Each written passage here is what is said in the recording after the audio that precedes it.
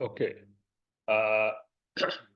ये subject study public financial management subject है, and this is a unique subject from the point of view के this is very kind of different financing जो है, जिसकी हम discussion करेंगे।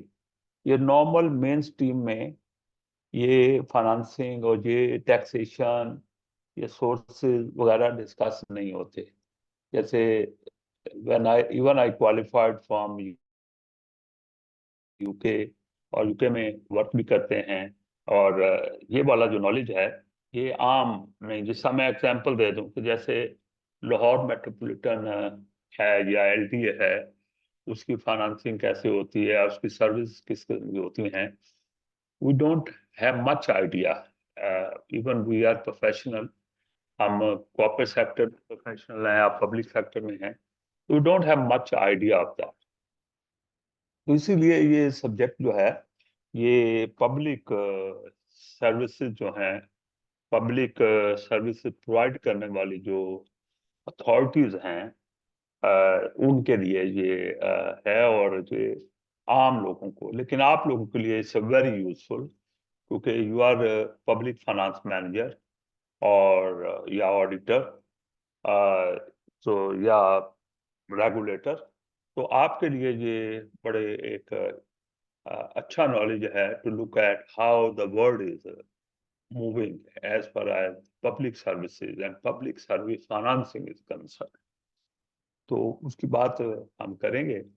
They are 6 work books in your syllabus, और work book 1 and 2 जो है, that focus on sources of finance for public service organisation, 40% weightage ये है इसका। And work book 3 and 4 learning outcome 2 है, यानी financial management and planning for public services जो है।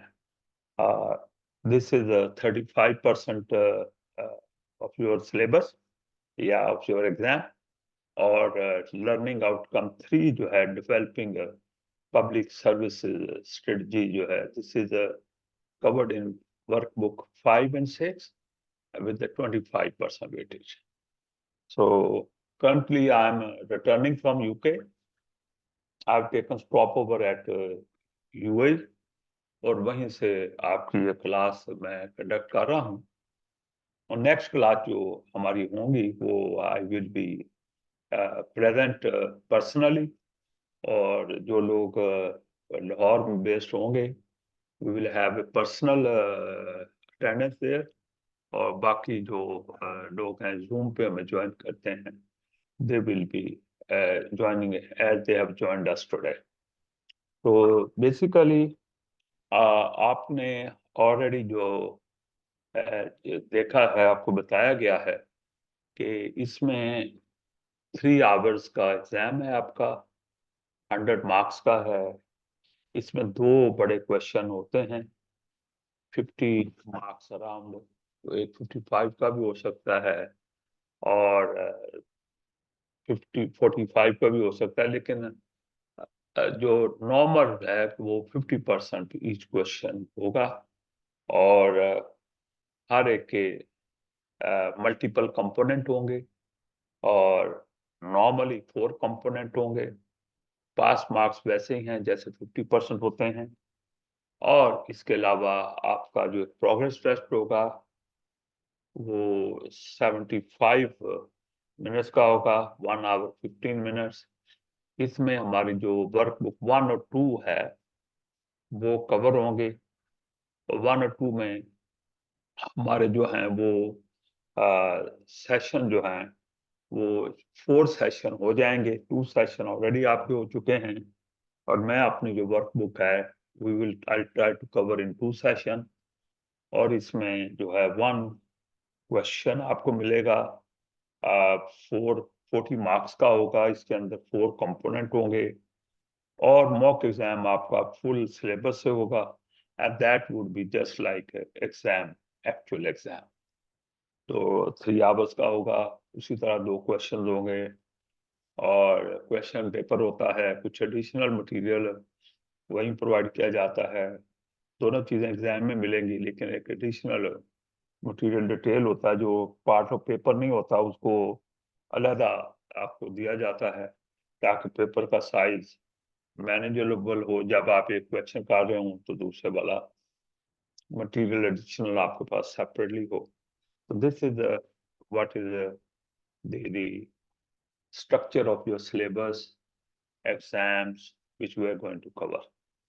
Okay, and ये already आपके 2 सेशन हुए हैं। एक में सोर्सेज ऑफ फाइनेंस देखा गया है, बोरिंग की जो इम्पोर्टेंस है, टाइप ऑफ बोरिंग जो है, these have been discussed, और उसमें जो कवर किया गया है ऑलरेडी वो स्पेसिफिक सोर्सेज ऑफ फंड और जो अवेलेबिलिटी नेशनल और सब नेशनल गवर्नमेंट जो होती हैं। सब नेशनल एक तो मेन गवर्नमेंट है जो नेशनल गवर्नमेंट है, एक उसके नीचे जितनी और गवर्नमेंट हैं, जैसे कुछ कंट्री में प्रोविंशियल हैं, कुछ कंट्री में सिर्फ लोकल गवर्नमेंट्स होती हैं। जैसे यूके है तो यूके में नेशनल गवर्नमेंट है और उसके बाद सब नेशनल गवर्नमेंट्स हैं, जिसमें लोकल अथॉरिटीज बोरोज वगैरह ज्यादा हैं। कुछ डिवॉल्व्ड जुरिडिक्शंस हैं, वो हम बात करेंगे। और इसमें we you have looked at already the need for national government borrowing and the different form of government borrowing which is available. You have looked at that. और उसके अलावा जो ऑलरेडी इसके अंदर जो आपने देखा है वो फंडिंग, जो स्पेंडिंग है उसके बाद फाइनेंसिंग ऑफ पब्लिक सर्विस की कैसे है, स्पेंडिंग और फाइनेंसिंग कैसी है, criteria for evaluating various option of financing जो है पब्लिक सर्विस की, and the government borrowing particularly and the debt which are involved in that loans जिसको हम कहते हैं। तो इस तरह सेकंड एस्पेक्ट जो आपने देखा दूसरी क्लास में, उसमें इंटरनेशनल जो है डेवलपमेंट एड वगैरह को आपने देखा। तो मेन तो वही है, स्पेसिफिक सोर्स ऑफ फंड और finance is available to national sub national government, जिसमें examine the importance of international development aid for providing public service. You have looked at that. इसमें जो चीजें आपने देखी वो type of the tax basis और criteria, form of international development aid, non-financial aid and direct assistance, or grants, loans, and other form of development finances जो internationally involved होते हैं. You have looked at that. You have seen the impact and effectiveness of a different kind of international aid, role of oversight body for managing and monitoring implementation of these international aids, or you looked at the various ethical issues which are related to international aids, and looked at the public expenditure and financial accounting framework जो है, और the issues the discussion जो हुई है उसमें what are the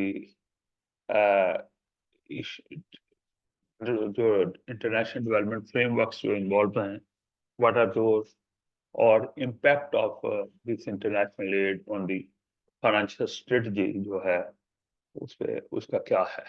So that's what you have already looked at, और theoretical subject है, और फॉर्चुनेटली अनफॉर्चुनेटली ये जो है उसको ये है कि you need to learn, retain and reflect, ये एक चीज है इसमें जो न्यूमेरिकल। अच्छा, एडिड एडवांटेज पाकिस्तान में टीचर को अपना प्रीवियस नॉलेज का नहीं मिलता, क्योंकि whoever going to teach, जैसे मैं although I am qualified from UK, I spend a lot of time in UK and I have interaction with the various public sector organizations जिनसे services लेते हैं, लेकिन spite of that this knowledge is not very common with even the professionals। तो इसलिए teacher ने भी इसको एक ऑर्गेनाइज्ड फॉर्म में गो थ्रू करके उसको आपसे डिबेट करना है, डिस्कस करना है। और ये एक लिमिटेशन है जिसको आपको हमेशा ध्यान में रखना चाहिए, क्योंकि we have a very capable team of teachers. और मैंने अपने साथ हमेशा एक आधे टीचर को इन्वॉल्व इसलिए करता हूँ कि बाद दफा यू गेट ए कमिटमेंट, तो उसमें फिर क्लास इफेक्ट ना हो, ये नॉर्मली हमारा ऑब्जेक्टिव होता है। तो लेकिन I learn some level of dissatisfaction जब हमारे लर्नर टीचर्स ने पिछले सेशन किए हैं, एक सेशन के बाद सामान some maybe convey to the high up director about the more strengthening, उसको देख लीजिएगा। वो मैं आऊंगा भी पर्सनली आपसे डिस्कस करेंगे, क्योंकि सारा आपका कोर्स जो है मैं खुद प्लान करता हूँ। आपके पास जो स्लाइड्स आती हैं, मैं एक एक स्लाइड पहले देखता हूँ, फिर मैं टीचर्स को देता हूँ। और जो भी हमारे स्टेशन चार्टर होते हैं उन पर सेम स्लाइड जाती हैं। जो यूके से स्लाइड्स आती हैं उनको हम एक्सपैंड करते हैं, कोशिश होती है उसमें मैक्सिमम चीजें जो हैं वो कवर कर दी जाएं, ताकि कोई एस्पेक्ट रह ना जाए। सेल्फ स्टडी के लिए हार्डली हम कोई काम छोड़ते हैं, जितने भी सब्जेक्ट आपने देखे हैं। तो हमारी कोशिश यही होती है कि हम इसको एक अच्छे डेप्थ से और प्रोफेशनल स्टाइल से टीच करें। तो लेकिन बहरहाल सब्जेक्ट ये जो है ये बिल्कुल डिफरेंट हट के सब्जेक्ट है। You hardly find any numeric component here. तो ये इसकी है चीज। इससे पहले कि मैं आगे चलूं, अगर कोई दोस्त किसी पॉइंट पे जो मैंने अब तक डिस्कस किए हैं बात करना चाहते हैं, तो most welcome. Then I will take up workbook 2, जो मेरा next area.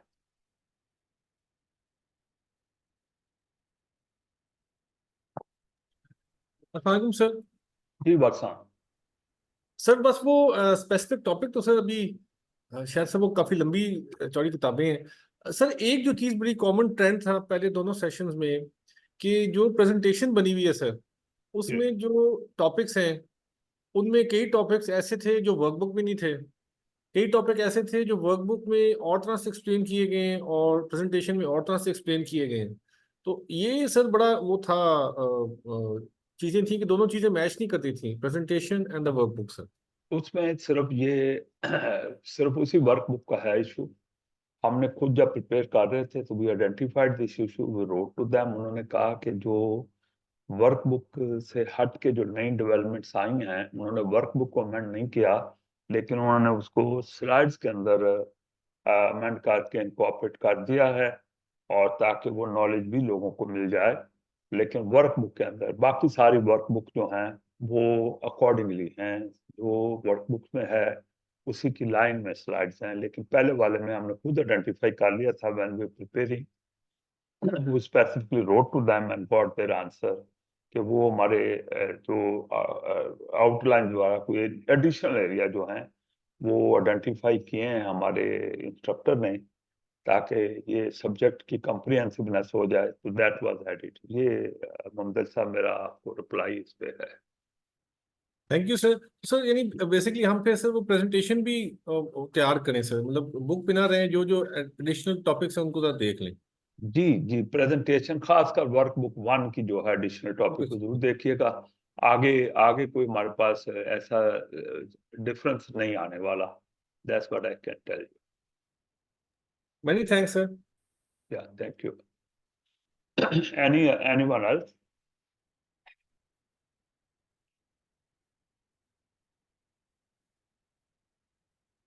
Okay, if there's no other question, so I would like ये sources of finance जिसको मैं टेक अप कर रहा हूँ, जो मेरे पास साइड है, इसके अंदर we are going to look at the central government grant. I'm not using the word federal, क्योंकि यूके में फेडरल गवर्नमेंट टाइप चीज नहीं है, सेंट्रल गवर्नमेंट है, कुछ यूनिटरी सिस्टम है, वन गवर्नमेंट है। फेडरल के अंदर नीचे प्रोविंसेस और दूसरी स्टेट्स होती हैं, जैसे यूएस यूके में यूएस में है या पाकिस्तान में है।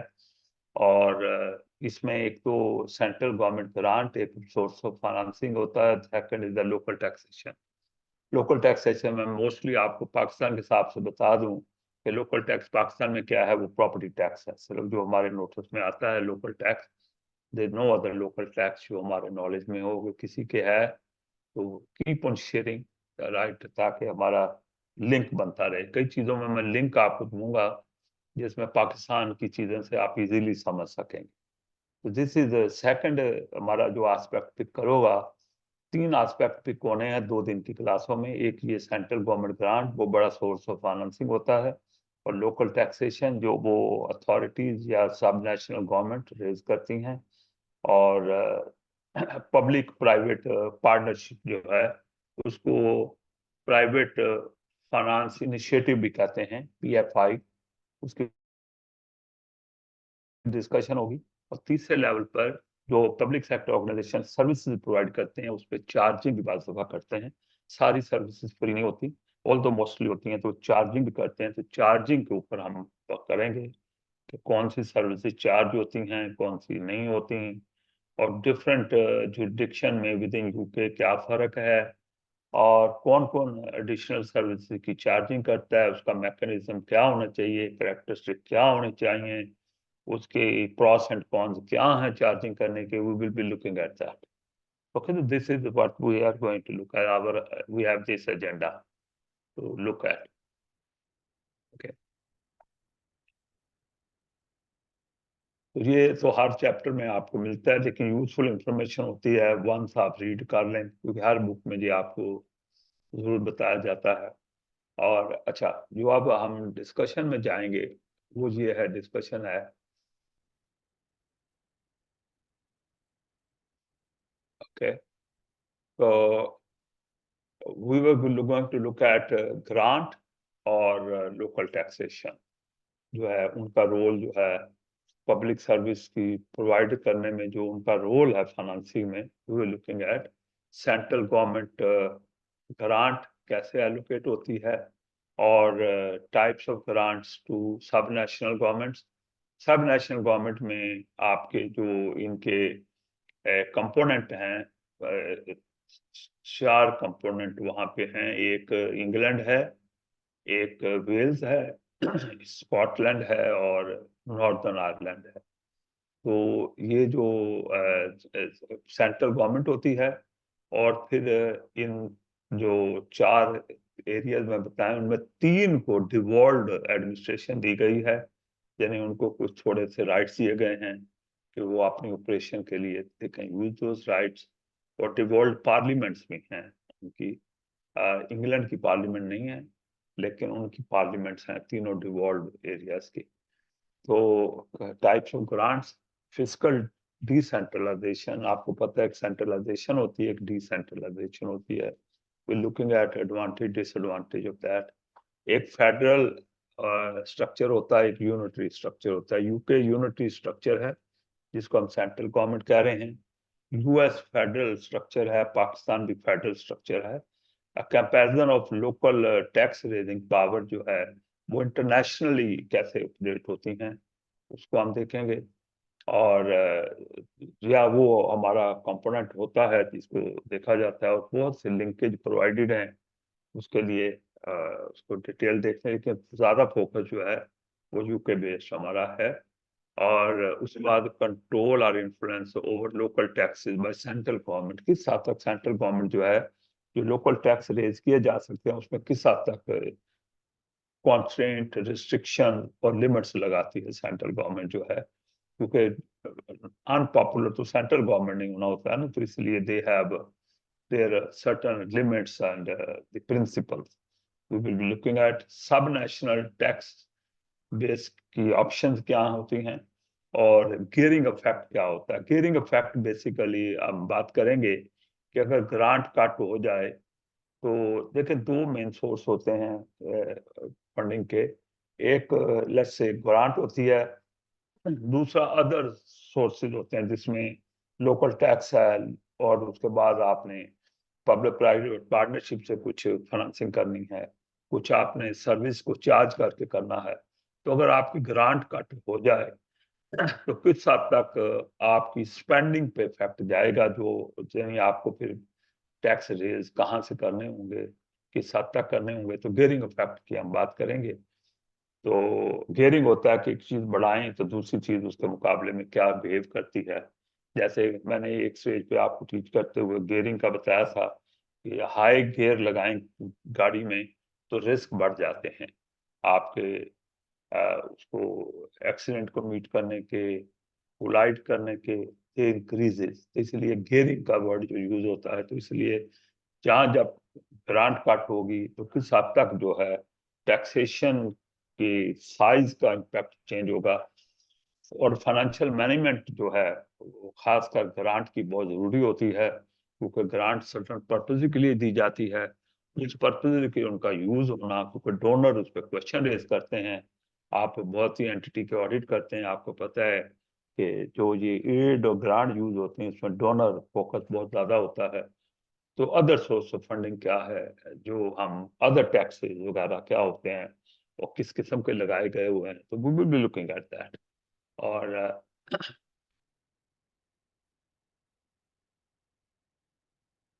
अच्छा, सेंट्रल गवर्नमेंट जो है ये range of public sector organisation के जरिए पब्लिक सर्विस डिलीवर करती है। और जैसे नेशनल हेल्थ सर्विस NHA है, और सारे मेडिकल केयर इसके जरिए, पुलिस है, फायर सर्विसेज हैं, ये सारे लोकल अथॉरिटीज हैं। यूके में उनको बोरोज भी कहा जाता है, काउंसिल भी कहा जाता है। ठीक है, तो ऐसा कुछ इस तरह एंटिटीज होती हैं जो जिनके जरिए गवर्नमेंट अपनी सर्विस प्रोवाइड करती है। तो प्रोसेस ऑफ सेंट्रल गवर्नमेंट जो है और वो जो सर्विस प्रोवाइड करने का जो होता है, passed on to these organisation by way of grant. Government grant करती है, how much grant should be given and how much should be raised by the organization locally. मैंने बताया एक सोर्स ग्रांट होता है, दूसरा होता है कि उन्हें फंड खुद रेज करने हैं, और वो सर्विस प्रोवाइड करके भी कर सकते हैं, टैक्सेशन से भी कर सकते हैं। तो there has been considerable change in the process for budget statement by UK chancellor, और खासकर पेंडेमिक के बाद काफी चेंज आई है। अच्छा, यूके में जो बजट होता है वो दो चीजों पे आता है। एक ऑटम स्टेटमेंट दी जाती है, ये अक्टूबर वगैरह में गवर्नमेंट इशू करती है। इसमें जो है ऑफिस ऑफ बजटरी रिस्पॉन्सिबिलिटी जो है वो इकोनॉमिक प्रोजेक्शन जो है और ब्रॉड टारगेट के ईच डिपार्टमेंट जो है वो कितनी स्पेंडिंग करेगी वो इशू किया जाता है ऑटम के अंदर। तो यानी उसको ऑटम बजट भी कहा जाता है, आउटलाइन कहा जाता है, और स्पेंडिंग रिव्यू कहा जाता है। तो नॉर्मली तो एक साल का होता है, लेकिन ये जो है कई दफा मल्टीपल ईयर्स का किया जाता है। तो ये 2024-25 तक इशू किया गया हुआ है 2021 में, जिसमें 3 साल की स्पेंडिंग जो है उसकी बात की गई हुई है। तो ये, और लेकिन जो बजट आता है जो नॉर्मली स्प्रिंग में आता है, इसमें डिटेल्ड टैक्सेशन प्लान होते हैं, टैक्सेशन मेजर्स और स्टेप्स उसमें होते हैं। तो एक ऑटम स्टेटमेंट होती है जिसमें स्पेल आउट किया जाता है कि इकोनॉमिक प्रोजेक्शन क्या होंगी और ब्रॉड टारगेट जो हैं स्पेंडिंग के डिपार्टमेंट वाइज क्या होंगे। जबकि बजट जब स्प्रिंग में आता है तो उसके अंदर डिटेल्ड जो है वो टैक्सेशन मेजर्स की बात की जाती है। तो ये एक जो budgetary office of budgetary responsibility है, वहां से एक चार्ट 2023-24 का है कि स्पेंडिंग कितनी है। 1.2 ट्रिलियन अराउंड जो है ये स्पेंडिंग होनी है पाउंड में, और उसमें किस एरिया से कितनी कितनी है। तो ये एक इसके अंदर जिक्र है कि हेल्थ पे क्या होगा, एजुकेशन पे कितनी अमाउंट होगी, डिफेंस पे क्या होगा, अदर पब्लिक सर्विसेज जो हैं प्रोवाइड करनी है उस पर क्या है, गवर्नमेंट ने जो इन्वेस्टमेंट्स करनी है, स्टेट पेंशन जो होनी है देनी है उस पर क्या होगा। और इस तरह यूनिवर्सल क्रेडिट ये है जिस जो सपोर्ट करते हैं लोग। जैसे आपको बताऊं कि वहाँ पे अनएम्प्लॉयमेंट बेनिफिट दिया जाता है, हाउसिंग बेनिफिट दिए जाते हैं जो पुअर लोग हैं, तो वो सारा यूनिवर्सल क्रेडिट करता है। वर्किंग टैक्स क्रेडिट होता है लो इनकम के लिए। तो ये यूनिवर्सल टैक्स क्रेडिट है, ये आप जरा गूगल कर लीजिएगा तो आपको लिखेगा यूनिवर्सल टैक्स क्रेडिट। यूनिवर्सल है कि पहले अलग अलग बेनिफिट होते थे, तो उन्होंने पिछले कोई 8-10 साल पहले उन्होंने इसको यूनिवर्सल कर दिया है, एक कर दिया है। उसमें सारी हर तरह की जो कंपनसेशन है वो इकट्ठी कर दी गई है, ठीक है। अदर वेलफेयर जो प्रोजेक्ट एक्टिविटीज हैं वो है, और डेट सर्विस है जिसको इंटरेस्ट पे करते हैं, और फिर अदर स्पेंडिंग जो इन्होंने करनी है जिसकी लिस्ट नहीं बनी हो, मिसलेनियस टाइप, तो वो 305.3 बिलियन उस पे है। तो ये एक 23-24 का एक बताया क्या है। बहुत से हमारे यहाँ बजट भी आता है, आप देखते हैं वहां भी ऐसे ही हेड्स होते हैं। तो ये नेशनल बजट की बात हो रही है, सेंट्रल गवर्नमेंट की बात हो रही है, ठीक है। फेडरल गवर्नमेंट हम ये वर्ड यूज कर रहे हैं, सेंट्रल गवर्नमेंट का वर्ड यूज कर रहे हैं। तो कोई भी गवर्नमेंट होती है वो तकरीबन उसे फ्यूचर को not more commonly 50 year head देखना होता है। हमारे यहाँ यही मसला हमारा है कि हम 50 ईयर हेड नहीं देखते हम। लेकिन साथ ही प्रॉब्लम ये होता है कि गवर्नमेंट 5 साल के लिए इलेक्ट होके आती है, तो जो एक्सपेक्टेशन होती है कि लॉन्ग टर्म व्यू ले, तो लेकिन साथ ही उनको अपनी पॉपुलैरिटी डिसपॉपुलैरिटी को भी नजर रखनी होती है। अगला इलेक्शन भी आ रहा होता है, ये आप देखते हैं हमारे यहाँ भी ऐसा ही होता है। तो यहाँ पे कुछ की स्टैटिस्टिकल प्रोजेक्शन होती हैं, जो पॉपुलेशन लेवल क्या होगा और change in age distribution of population क्या होगी। जैसे आपको पता है पाकिस्तान में हम कहते हैं कि बड़ी लार्ज प्रोपोर्शन हमारे पास यंग की है, तो this is very much otherwise. और यूके के अंदर जो है बहुत लार्ज प्रोपोर्शन जो है वो 80 एंड अबव लोगों की है, उसमें इंक्रीज आ रहा है डे बाई डे। तो ये जो प्रोजेक्शंस हैं ये हेल्प करती हैं आपको कि डेमोग्राफिकली कैसे बिहेव होगा, shape of provision of services और किस किस्म के फाइनेंस रिसोर्सेज आपको मीडियम टर्म में प्लान करने हैं, तो दैट हेल्प यू। तो यूके में जो वर्किंग पॉपुलेशन है वो रिड्यूस हो रही है, as a result serious question raise हो रहे हैं अफोर्डेबिलिटी ऑफ पेंशन के ऊपर। और उन्होंने एज को भी पुश किया है आप लोगों को। इस वक्त 67 पे पेंशन मिल रही है, स्टेट पेंशन जो है उसको 68 पे ले जा रहे हैं। तो दे मे गो टू अप टू 70, क्योंकि ज्यादा लोग लिव कर रहे हैं आफ्टर रिटायरमेंट। तो ये क्योंकि जो वर्किंग लोग होते हैं उनसे जो कंट्रीब्यूशन आती है उससे आगे पेमेंट होती है, तो वर्किंग लोगों की प्रोपोर्शन जब कम हो जाती है तो फिर आपकी वहां से फंडिंग जो है वो फाइनेंसिंग जो है वो रुक जाती है या कम हो जाती है। तो स्पेंडिंग रिव्यू एंड बजट जो मैंने पहले कहा ऑटम स्टेटमेंट होती है, उसमें यूजफुल रेफरेंस पॉइंट होते हैं फॉरकास्टिंग के scale of government support public sector organisation जो होनी है, तो वो 5 ईयर पे, क्योंकि गवर्नमेंट का साइज 5 ईयर लेंथ 5 ईयर होती है, तो इसलिए वो 5 ईयर पे ज्यादा फोकस हो रहे होते हैं। तो अब जो इंग्लैंड के अंदर लोकल गवर्नमेंट्स हैं, तो मैंने बताया लोकल गवर्नमेंट सब जगह पे हैं। जैसे इंग्लैंड में जो लोकल गवर्नमेंट्स हैं वो डिलीवर करती हैं वेरियस टाइप ऑफ सर्विसेज को, उसको वो जो गवर्नमेंट हैं उनको आप डिवॉल्व एरिया जिसको हम नॉर्मल कह लें, प्रोविंशियल कह लें, और उसके बाद हम सिटी कह लें, मेट्रोपॉलिटन कह लें, फिर आप छोटे सिटी कह लें, फिर आप उसको कह लें अपना विलेज लेवल। तो इस तरह के वो हैं। तो ये जो गवर्नमेंट इंग्लैंड के अंदर हैं ये 2 टीयर्स हैं। कुछ डिस्ट्रिक्ट होती हैं गवर्नमेंट, और कुछ या काउंसिल कह लें, और दूसरा काउंटी काउंसिल होती हैं। तो इस तरह ये चलती हैं, डिस्ट्रिक्ट से बड़ा होती है काउंटी है। तो वो डिफरेंट सर्विस एक यूनिटरी होती है जो सारी सर्विस एक ही सेटअप से प्रोवाइड होती है। कुछ है जिसमें सर्विसेज सेलेक्ट कर ली जाती हैं, कुछ सर्विसेज डिस्ट्रिक्ट लेवल के को दे दी जाती हैं, क्योंकि बेसिकली कॉन्सेप्ट जो है कि वहाँ मैनेज किया जाए, वहाँ प्लेस किया जाए सर्विसेज को, चीज़ों को जहाँ वो बेस्ट मैनेज हो सकती हैं। तो जैसे आपकी रिफ्यूज कलेक्शन है, घरों से जो कलेक्ट करते हैं वेस्ट, और इन्वायरमेंटल हेल्थ और लेयर फैसिलिटी जो हैं कम्युनिटी सेंटर में, जो स्पोर्ट्स की और एक्सरसाइज और ये वो जिम वगैरह अवेलेबल हैं, ये डिस्ट्रिक्ट काउंसिल करती हैं। काउंटी काउंसिल जो बड़े साइज की होती हैं वो पूरी काउंटी के लिए एजुकेशन जो है, वेस्ट डिस्पोजल की जो वेस्ट कलेक्ट हुई है उसको कहाँ पे डंप करना है, कि हाँ उसको आपने तो इस तरह अडल्ट सोशल केयर जो है तो ये काउंटी काउंसिल कहते हैं। तो जबकि ये सारे स्टेप अगर एक ही जगह किए जाएं तो उसे यूनिटरी अथॉरिटी कहते हैं, जहाँ पे इससे स्प्लिट नहीं की जाती। तो इस तरह ये डिफरेंस का आपको अंदाजा होना चाहिए कि इससे साइज, स्केल और capacity of different local body differ करती हैं। तो local authority in England have access to following main source of funding. जैसे मैंने शुरू में बात की कि वो कौंसल टैक्स कलेक्ट करते हैं और वो बिजनेस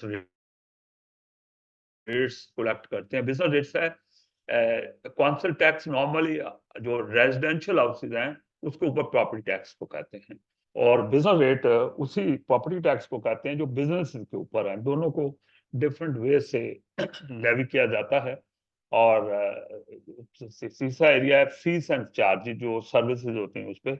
और फोर्थ एरिया है जो सेंट्रल गवर्नमेंट से टैक्स का शेयर आता है या ग्रांट्स वगैरह आती हैं। तो ये एरिया है जो उसमें। अच्छा, इसमें एक स्ट्रक्चर को जरा देखिएगा कि इंग्लैंड के अंदर अराउंड 317, आपने बुक से नोट कर लीजिएगा जहां जहां ऐसा स्टेटस आएगा कि 317 के करीब इंग्लैंड के अंदर सब नेशनल गवर्नमेंट्स हैं, सेटअप्स हैं। और वेल्स के अंदर 22 अथॉरिटीज हैं जो कि ये सारा डील करती हैं इस तरह। जिस तरह आपका लाहौर मेट्रोपॉलिटन है या एलडी है, और जो स्कॉटलैंड है उसमें 32 हैं, और नॉर्दर्न आयरलैंड में 11 हैं। तो इस तरह ये एक स्ट्रक्चर इसका किया गया है। ओके, तो लेकिन सोर्स ऑफ यूनिटरी क्या होती हैं और टू टीयर क्या होती हैं उसकी बात की है, और नॉर्मल सोर्स ऑफ फाइनेंसिंग क्या है उसकी बात मैंने की। ओके, तो ये इसी की हम बात कर रहे हैं कि services delivered locally using various structure, जो भी मैंने कहा काउंटी काउंसिल्स हैं, डिस्ट्रिक्ट काउंसिल्स हैं, यूनिटी सेटअप्स हैं जिसमें ये टू टीयर का कॉन्सेप्ट नहीं होता। तो लोकल अथॉरिटीज को, जिसको लोकल अथॉरिटी मैं कह रहा हूँ तो लाहौर मेट्रोपॉलिटन की बात समझ लें। लोकल अथॉरिटीज को जो है वो कैश दिया जाता है, और जो कॉम्बिनेशन ऑफ वेरियस सर्विस होता है, जैसे फेडरल गवर्नमेंट देगी तो मैंने कहा वो ग्रांट भी हो सकती है, वो उसका ग्रांट्स में से भी शेयर हो सकता है, या वो आपका क्या उसको कहते हैं टैक्सेस में भी शेयर हो सकता है।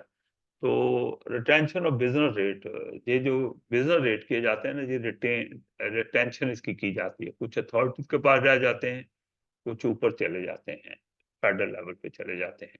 तो इस तरह जो main source of local income, जैसे पहले मैंने कहा कौंसल टैक्स है, और इसके अलावा आपका ये फीस एंड चार्जेस हैं, शेयर ऑफ बिजनेस रेट है। बिजनेस रेट जो बिजनेस से कलेक्ट होती है ना, प्रॉपर्टी टैक्स कह लें, उनकी शॉप पे जो टैक्स वगैरह लगते हैं, प्रॉपर्टी टैक्स, ये बिजनेस, ये इनकम टैक्स नहीं है। तो वो टैक्स में से कुछ रिटेन कर लिया जाता है, प्रपोर्शन 50% या आपको 50 to 100% का होता है, वेरियस डिपेंडिंग कि कितने फंड की जरूरत है, कितनी कलेक्शन हुई है और स्पेंडिंग कितनी रिक्वायर्ड होगी।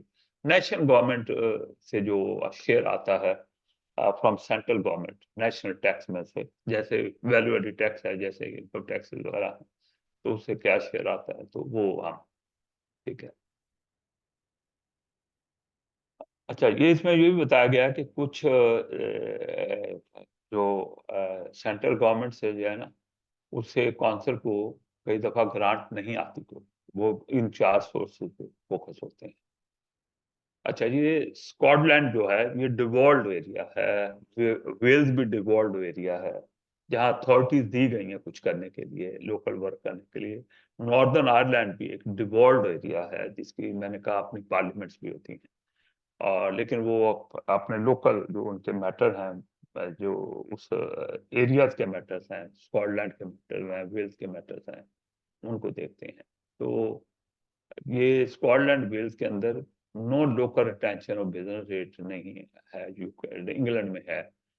यहाँ देखें एनडीआर लिखा गया, नॉन डोमेस्टिक रेट, जैसे बिजनेस रेट्स हैं, यानी ये रेजिडेंसीज के ऊपर नहीं है, नॉन रेजिडेंट्स के ऊपर जो रेट्स कलेक्ट होते हैं, तो वो set by the devolved administration and paid by the businesses, और कलेक्टेड लोकली इनको कलेक्ट किया जाता है, पूल्ड किया जाता है, फिर रीडिस्ट्रीब्यूट कर दिया जाता है वेरियस लोकल अथॉरिटीज के अंदर, 2 टियर हों जब उस एरिया की जो डिस्ट्रिक्ट की जो बनती हैं उनको। तो स्कॉटलैंड के अंदर 32 काउंसिल्स हैं, जैसे मैंने कहा आपको पहले, वेल्स के अंदर 22 हैं, और स्कॉटलैंड में एक रेंज ऑफ सर्विसेज जो प्रोवाइड की जाती हैं इन अथॉरिटीज के जरिए। उसमें जो है वो स्कूलिंग है, हाउसिंग है, सोशल वर्क है, स्ट्रीट लाइटिंग है, रोड मेंटेनेंस है, रिफ्यूज कलेक्शन है, और वहाँ पे जो लोकल इलेक्शन होते हैं, जैसे हमारे यहाँ बल्दियाती इलेक्शन होते हैं, और प्लानिंग जो की जाती है सिटी की, या वो सारे ये काम कर किए जाते हैं वेल्स सर के एक अंदर सवाल भी। पूछ सकता हूँ सर, अगर इस पॉइंट पे सर ये आगे, जी, क्या है बोले। मैं अपॉलजीज फॉर डिस्टर्बिंग सर, यहाँ सर लफ्ज आया था काउंसिल का, पीछे लफ्ज आया था सर काउंटी एंड डिस्ट्रिक्ट का सर, तो ये ये काउंसिल देखे, नहीं मैं सर। बताता हूँ, मैं बताता हूँ। ये कौंसल जो है एक शहर में, जैसे लंदन है ना, लंदन, तो लंदन के वेरियस पार्ट्स हैं, ठीक है, लेकिन वहां पे उन्होंने जो बोरो बनाई है ना, वो लंदन के अंदर 32 बोरोज हैं। बोरोज का मतलब जितना हमारे यहाँ म्यूनिसिपल कमेटी होती है, उस तरह म्यूनिसिपल उसके हैं, ताकि मैनेज किया जाए। जैसे मैं रहता हूँ तो मैं न्यू हैम में जाके रहता हूँ, न्यू हैम बोरो है, ठीक है। तो वो इस तरह मुख्तलिफ बोरोज हैं जिनके यानी यूनिट बनाए हुए हैं। तो वो लेकिन काउंटी जो होती है, जैसे पूरा लंदन एक काउंटी है, ठीक है।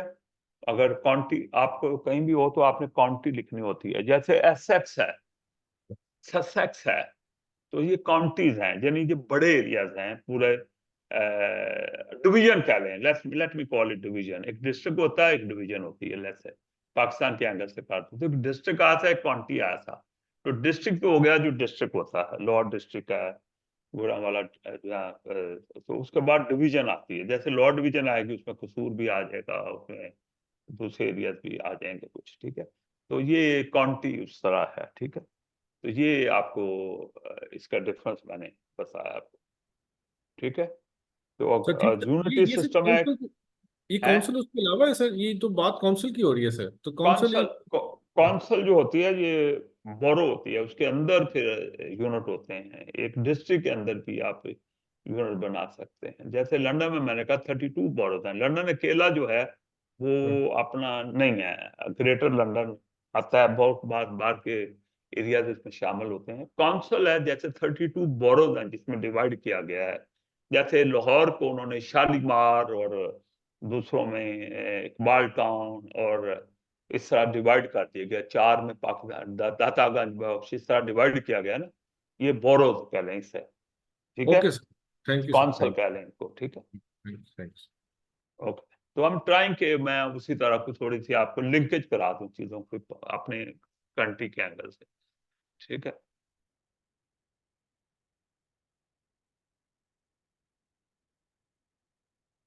ओके, और इस तरह ये जो आपका वेल्स के अंदर हैं वो डिपेंडेंट चिल्ड्रन जो हैं, और आउट ऑफ वर्क फैमिली, उनके लिए एक वेलफेयर सर्विस होती हैं। होमलेस लोग हैं उनकी वेलफेयर सर्विस ये है, ये फाइनेंस करती हैं ये जो वेल्स के अंदर जो बताएं आपको 22 यूनिट ऊपर बताए हैं, यूनिटी अथॉरिटीज है वहाँ डिवाइड नहीं किया गया, वहां पे जैसे डिस्ट्रिक्ट और काउंटी में डिवाइड नहीं किया गया, इंग्लैंड में है ज्यादा वो जो है। और इस तरह ट्रैफिक फ्लो और फूड प्रीमिसेस, और इस तरह हाउसिंग बेनिफिट जो है, ये जो रिसीव करते हैं उनको है। नॉर्दर्न आयरलैंड के अंदर भी मैंने आपको बताया कि 11 हैं यूनिटरी, वहाँ भी यूनिटरी हैं, यानी वन सब सर्विस प्रोवाइड करते हैं, 11 हैं वो यूनिट।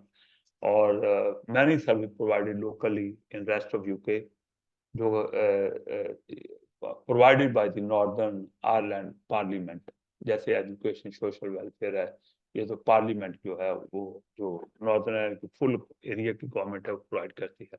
प्रॉपर्टी टैक्स जो है grant from national Northern Ireland government से जो आती है, और फी फॉर सर्विस जो चार्ज की जाती हैं, जैसे बिल्डिंग कंट्रोल, प्लानिंग पर जो देते हैं, मैप शैप जो पास करते हैं, या तो वेस्ट कलेक्शन, तो ये सारे काम जो है ये नॉर्दर्न आयरलैंड में। ये थोड़ा आपको डिफरेंस का देखिए, जब पढ़ेंगे तो डिफरेंस देखिएगा, कुछ एरिया के अंदर यूनिटी है या 2 टियर है या कितनी है, सर्विस क्या देती हैं, ये आपका थोड़ा सा फोकस होना चाहिए। ठीक है। How much proportion raise by the district tax जो है, मच में हायर प्रोपोर्शन जो होता है वो प्रॉपर्टी टैक्स से आता है, वहां पे इसको प्रॉपर्टी टैक्स से आते हैं। ठीक है। तो प्रॉपर्टी टैक्स में 2 टाइप आपको पहले बता दिए हैं, एक नॉन डोमेस्टिक रेट्स हैं और एक आपको मैंने बताया था कि डोमेस्टिक रेट हैं जिनको काउंसिल टैक्स कहा जाता है। ओके। तो ये types of grant to sub national government जो है, जिसमें research shows के there is a lot of concern over increased fragmentation of grant giving। बहुत सी टाइप्स की ग्रांट्स हैं जो दी जाती हैं, छोटी छोटी ग्रांट्स हैं, तो वो काफी उस पे कंसर्न है उनको मैनेज करने की।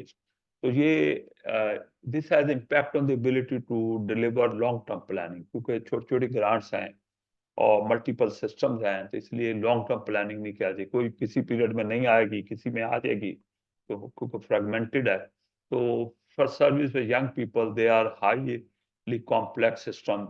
यंग पीपल को जैसे ट्रेनिंग करनी है उनकी मेंटल हेल्थ बीइंग, और उसको हेल्थ हेल्थ मेंटल और वेलबींग के लिए काम करने हैं, तो वो जो है ना कॉम्प्लेक्स सिस्टम है कि जहाँ पे काउंसिल जो है वो है limited direct control over the local services, ऊपर से डायरेक्शन आती है सेंट्रल गवर्नमेंट लेवल से। तो delivering the long term and coherent growth and infrastructure project जो हैं उनको करने में भी इशू आते हैं। Suffer from councils most must manage multiple desperate funding sources जो हैं। ये ग्रांट एक सोर्स है, लेकिन इसके जो लिमिटेशन इश्यूज हैं उनकी बात हो रही है। नेशनल ऑडिट ऑफिस जो है उन्होंने भी कमेंट किया है कि मैनी ग्रांट जो हैं ये वन ऑफ होती हैं या शॉर्ट टर्म की फिक्सेस के लिए आती हैं, जब फ्लड आ गया उसके लिए ग्रांट आ गई, तो इस तरह। तो मैनी सर्विसेज जो हैं इस पे स्पेसिफिक ग्रांट होती है, जिससे फिर साइलो अप्रोच आपकी आ जाती है, क्योंकि वो उसी पर्पज के लिए यूज होनी होती है, तो फिर आपका सारा फोकस उसी लिमिटेड सर्विस के लिए आ जाता है। तो variety of funding body add to complexity, और जो फंड देने वाले हैं, ग्रांट देने वाली बॉडीज हैं, वो उनमें डिफरेंसेस हैं। कोई कॉर्पोरेशन कंपनियां देती हैं, कोई इंडिविजुअल देते हैं, कोई गवर्नमेंट से आती हैं, कोई गवर्नमेंटल एजेंसी से इंटरनेशनल से आती हैं। तो add to complexity and potential inefficiency in the use of grant and providing the service using the grant। तो ये जैसे अभी इसमें दिस फंडिंग जो है हाउसिंग बेनिफिट एडमिनिस्ट्रेशन ग्रांट जो है, हाउसिंग लोगों को, होमलेस लोगों को घर प्रोवाइड करने, जैसे रेंट वो नहीं देते, रेंट वहां से दिया जाता है, आउट ऑफ दिस ग्रांट दिया जाता है उनका। तो या वो सब्सिडाइज्ड रेंट देते हैं, छोटा सा रेंट देते हैं, कमर्शियल रेंट नहीं देते। तो this funding is a contribution to the cost of administration housing benefit जो है, इसकी एलोकेशन जो 23-24 की है, वो कंट्री के अंदर जो है वो इंग्लैंड को एक अमाउंट इतने मिलियन, स्कॉटलैंड को छोटी अमाउंट है, वेल्स बहुत छोटा है उससे उसको है। तो इस तरह ये बहुत वेरी करती है कितने, जैसे सिटी ऑफ लंदन को सिर्फ 2,000 की ग्रांट इसमें से आई है, जबकि बर्मिंघम सिटी काउंसिल को 5 मिलियन गई है। अच्छा, ये बड़ा एक अजीब लगेगा आपको कि लंदन इतना बड़ा सिटी है, इतनी पॉपुलेशन है, इतने होमलेस लोग होंगे, तो सिर्फ 42,000 क्यों है। मैं आपको बता दूं कि मैंने बताया था कि वहां पे जो इंग्लैंड के अंदर सिर्फ जो लंदन है ना, लंदन लंदन की बात कर रहे हैं, इसमें 32 के करीब जो है वो बोरोज हैं, बोरोज, कॉन्सल्स हैं, let me call borough and council, borough का वर्ड भी यूज होता है, बोरोज, तो कॉन्सल्स हैं। लेकिन एक सेंट्रल एरिया है जिसमें पार्लियामेंट है, और ये 1.5-2 किलोमीटर से कम ही है, 1.5-2 किलोमीटर बनता है। इसको वो कहते हैं city of London, city of London, ठीक है, जो बिल्कुल हार्ट है, उसको सिटी ऑफ लंदन कह लें।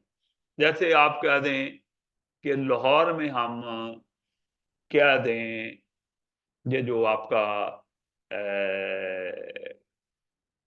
चेयरिंग क्रॉस का हमारा माल का एरिया है, गवर्नर हाउस, मस्जिद शोदा, इससे हम एक बाउंड्री ड्रॉ करें तो वो एक छोटा सा 1.5-2 किलोमीटर का जो सेंट्रली लोकेटेड एरिया है, क्योंकि वहीं पे चीफ मिनिस्टर हाउस है, वहीं पे आपका गवर्नर हाउस है, और सारा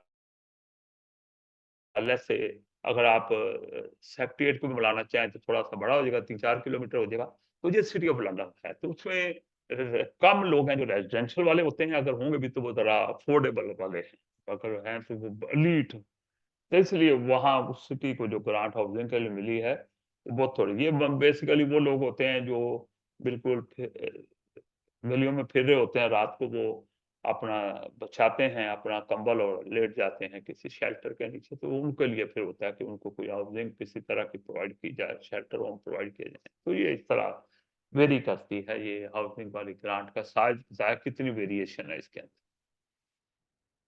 ओके, तो टाइप ऑफ ग्रांट जो सब नेशनल गवर्नमेंट कंटिन्यू कर रहे हैं, हम टैक्सेस पर लोकल सर्विस लेवी किए जाते हैं by provincial, city, town, village governments and sub national organisation. जैसे ये एनएचए है, ये कोई टाउन नहीं है, ये एक सब नेशनल ऑर्गेनाइजेशन है, नेशनल हेल्थ सर्विस, और उसको भी वो जो है वो भी कुछ हो सकता है वो सर्विसेज से चीजें लाएगी लोकल सर्विसेज के लिए। तो ये प्रोविंस तो है नहीं यहाँ पे यूके के अंदर, लेकिन ये पूरी वर्ल्ड की बात हो रही है कि ये सब नेशनल गवर्नमेंट इनको कहते हैं, ये कलेक्ट करते हैं अपने लिए, तो इम्पोज करते हैं टैक्सेस। जैसे मैंने लाहौर के लिए प्रॉपर्टी टैक्स का आपको, टिपिकली नैरो फंक्शन होता है देन नेशनल टैक्स, क्योंकि ये सर्विसेज की डिलीवरी की फंडिंग के लिए आते हैं, और मैक्रो इकोनॉमिक मैनेजमेंट इनका मकसद नहीं होता। Local taxation one of the several potential source of funding, बताए थे 4 मेन कहे थे, ग्रांट तो वेरियस टाइप की होती हैं, और उसमें से ये एक सोर्स है उनमें से। और degree of local control depend करता है ऑन द कॉन्स्टिट्यूशनल स्ट्रक्चर। जैसे फेडरल गवर्नमेंट यूएस में है, यूनिटी या सेंट्रल गवर्नमेंट यूके में है, तो किस हद तक कॉन्स्टिट्यूशन ने पावर दी हुई है टैक्स रेज करने की, कितनी लिमिटेशंस हैं हम देखेंगे, अभी मैं लिमिटेशन की बात करूंगा यूके एंगल से। May influence service provided and the ability to finance, अगर ज्यादा आप कलेक्शन कर लेंगे तो ज्यादा सर्विसेज दे सकेंगे, कलेक्शन कम होगी तो सर्विस का लेवल कम हो जाएगा या ऑस्टेरिटी मेजर्स लेने पड़ेंगे। तो this is the local tax. ये फेडरल की बात हो रही है, यूनिटी, यूनिटी में आप यूके कह दें और फेडरल में आप यूएस या पाकिस्तान की एग्जांपल ले लें। अच्छा, power of national sub national level set by the constitution, किस हद तक सेंट्रलाइजेशन या डिसेंट्रलाइजेशन है, shared by federal and local government, और लोकल एंड प्रोविंशियल गवर्नमेंट कह सकते हैं आप। May extend to ability to raise finance, तो इससे पावर मिल जाती है कि आप फाइनेंसिंग रेज कर सकते हैं। Tend to be greater power over decision, किस पे खर्च करना है, कितना खर्चना है, तो इससे ग्रेटर पावर मिल जाती है फेडरल सिस्टम के अंदर। और यूनिटी के अंदर all power ultimately rest with the centre, power to spend and raise finances sometime devolve किया जाता है टू सब नेशनल लेवल, जैसे मैंने कहा नॉर्थन आयरलैंड और वो वेल्स और स्कॉटलैंड, उनको डिवॉल्व किया गया है, उनको दी गई है कुछ पावर, और यूजुअली विद रिस्ट्रिक्शन और लिमिट होती हैं वो। जैसे बोरोज को भी या काउंसिल को भी जो दी जाती है वो डिवॉल्व है, कॉन्स्टिट्यूशन के अंदर मेंशन है कि क्या क्या वो रेज कर सकते हैं। स्मॉल स्टेट्स जो होती हैं मे नॉट हैव ए सब नेशनल लेवल, बहुत छोटी स्टेट जो होती हैं उनमें उसको फर्दर डिवाइड करने की जरूरत नहीं, खासकर वो होते हैं जैसे एक सिटी बेस्ड, जैसे सिंगापुर कह लें, Singapore whole country city based, तो ऐसी जगह पे फिर यूनिटरी सिस्टम है और फर्दर डिवीजन नहीं की जाती उसके अंदर, ठीक है। तो टैक्सेशन है सब नेशनल गवर्नमेंट एंड अदर सब नेशनल ऑर्गेनाइजेशन जो है, इसमें जैसे मैंने कहा है कि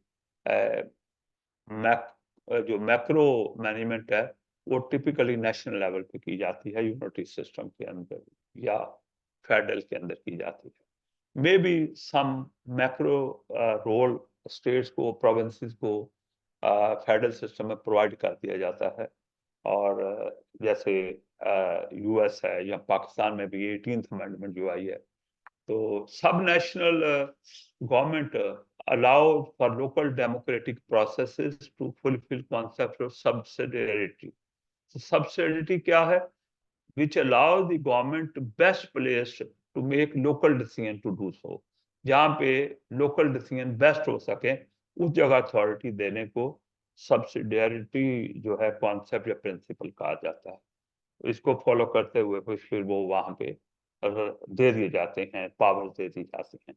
पावर टू रेज टैक्सेशन सब national level open constant by central government. Central government ने लिमिट रखी होती है क्योंकि एक ज्यादा टैक्स हो जाएगा तो वो फिर जाहिर है कि फेडरल गवर्नमेंट अनपॉपुलर हो जाएगी, तो ये इस वजह से या उनकी अपनी प्रायोरिटी इफेक्ट होगी, तो ये है,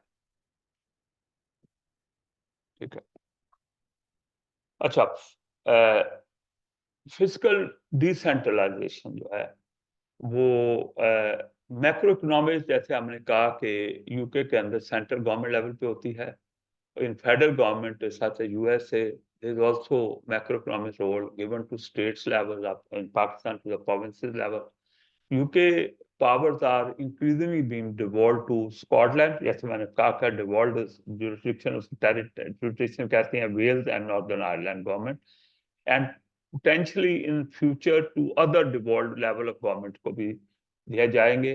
जैसे पाकिस्तान में गिलगित बल्तिस्तान को डिवॉल्व किया गया है, वो हालांकि प्रोविंस नहीं है लेकिन डिवॉल्व किया गया है, वहां दी गई है power, but ultimate power remain with the central government. जो ये मैक्रो जो मैनेजमेंट की बात हो रही, the role of sub national government is to allow for local democratic processes to fulfil the concept subsidiarity. Already मैंने स्लाइड में summary में बात की है। तो सब्सिडियरिटी कॉन्सेप्ट क्या है? Allowing the level of the government best place to make local decision to do so. And in terms of fiscal decentralization, this could be local taxation, right? Which is the tax that is raised and collected by sub-national government level, and जैसे council level पे, जैसे province level पे, county level पे, these are something.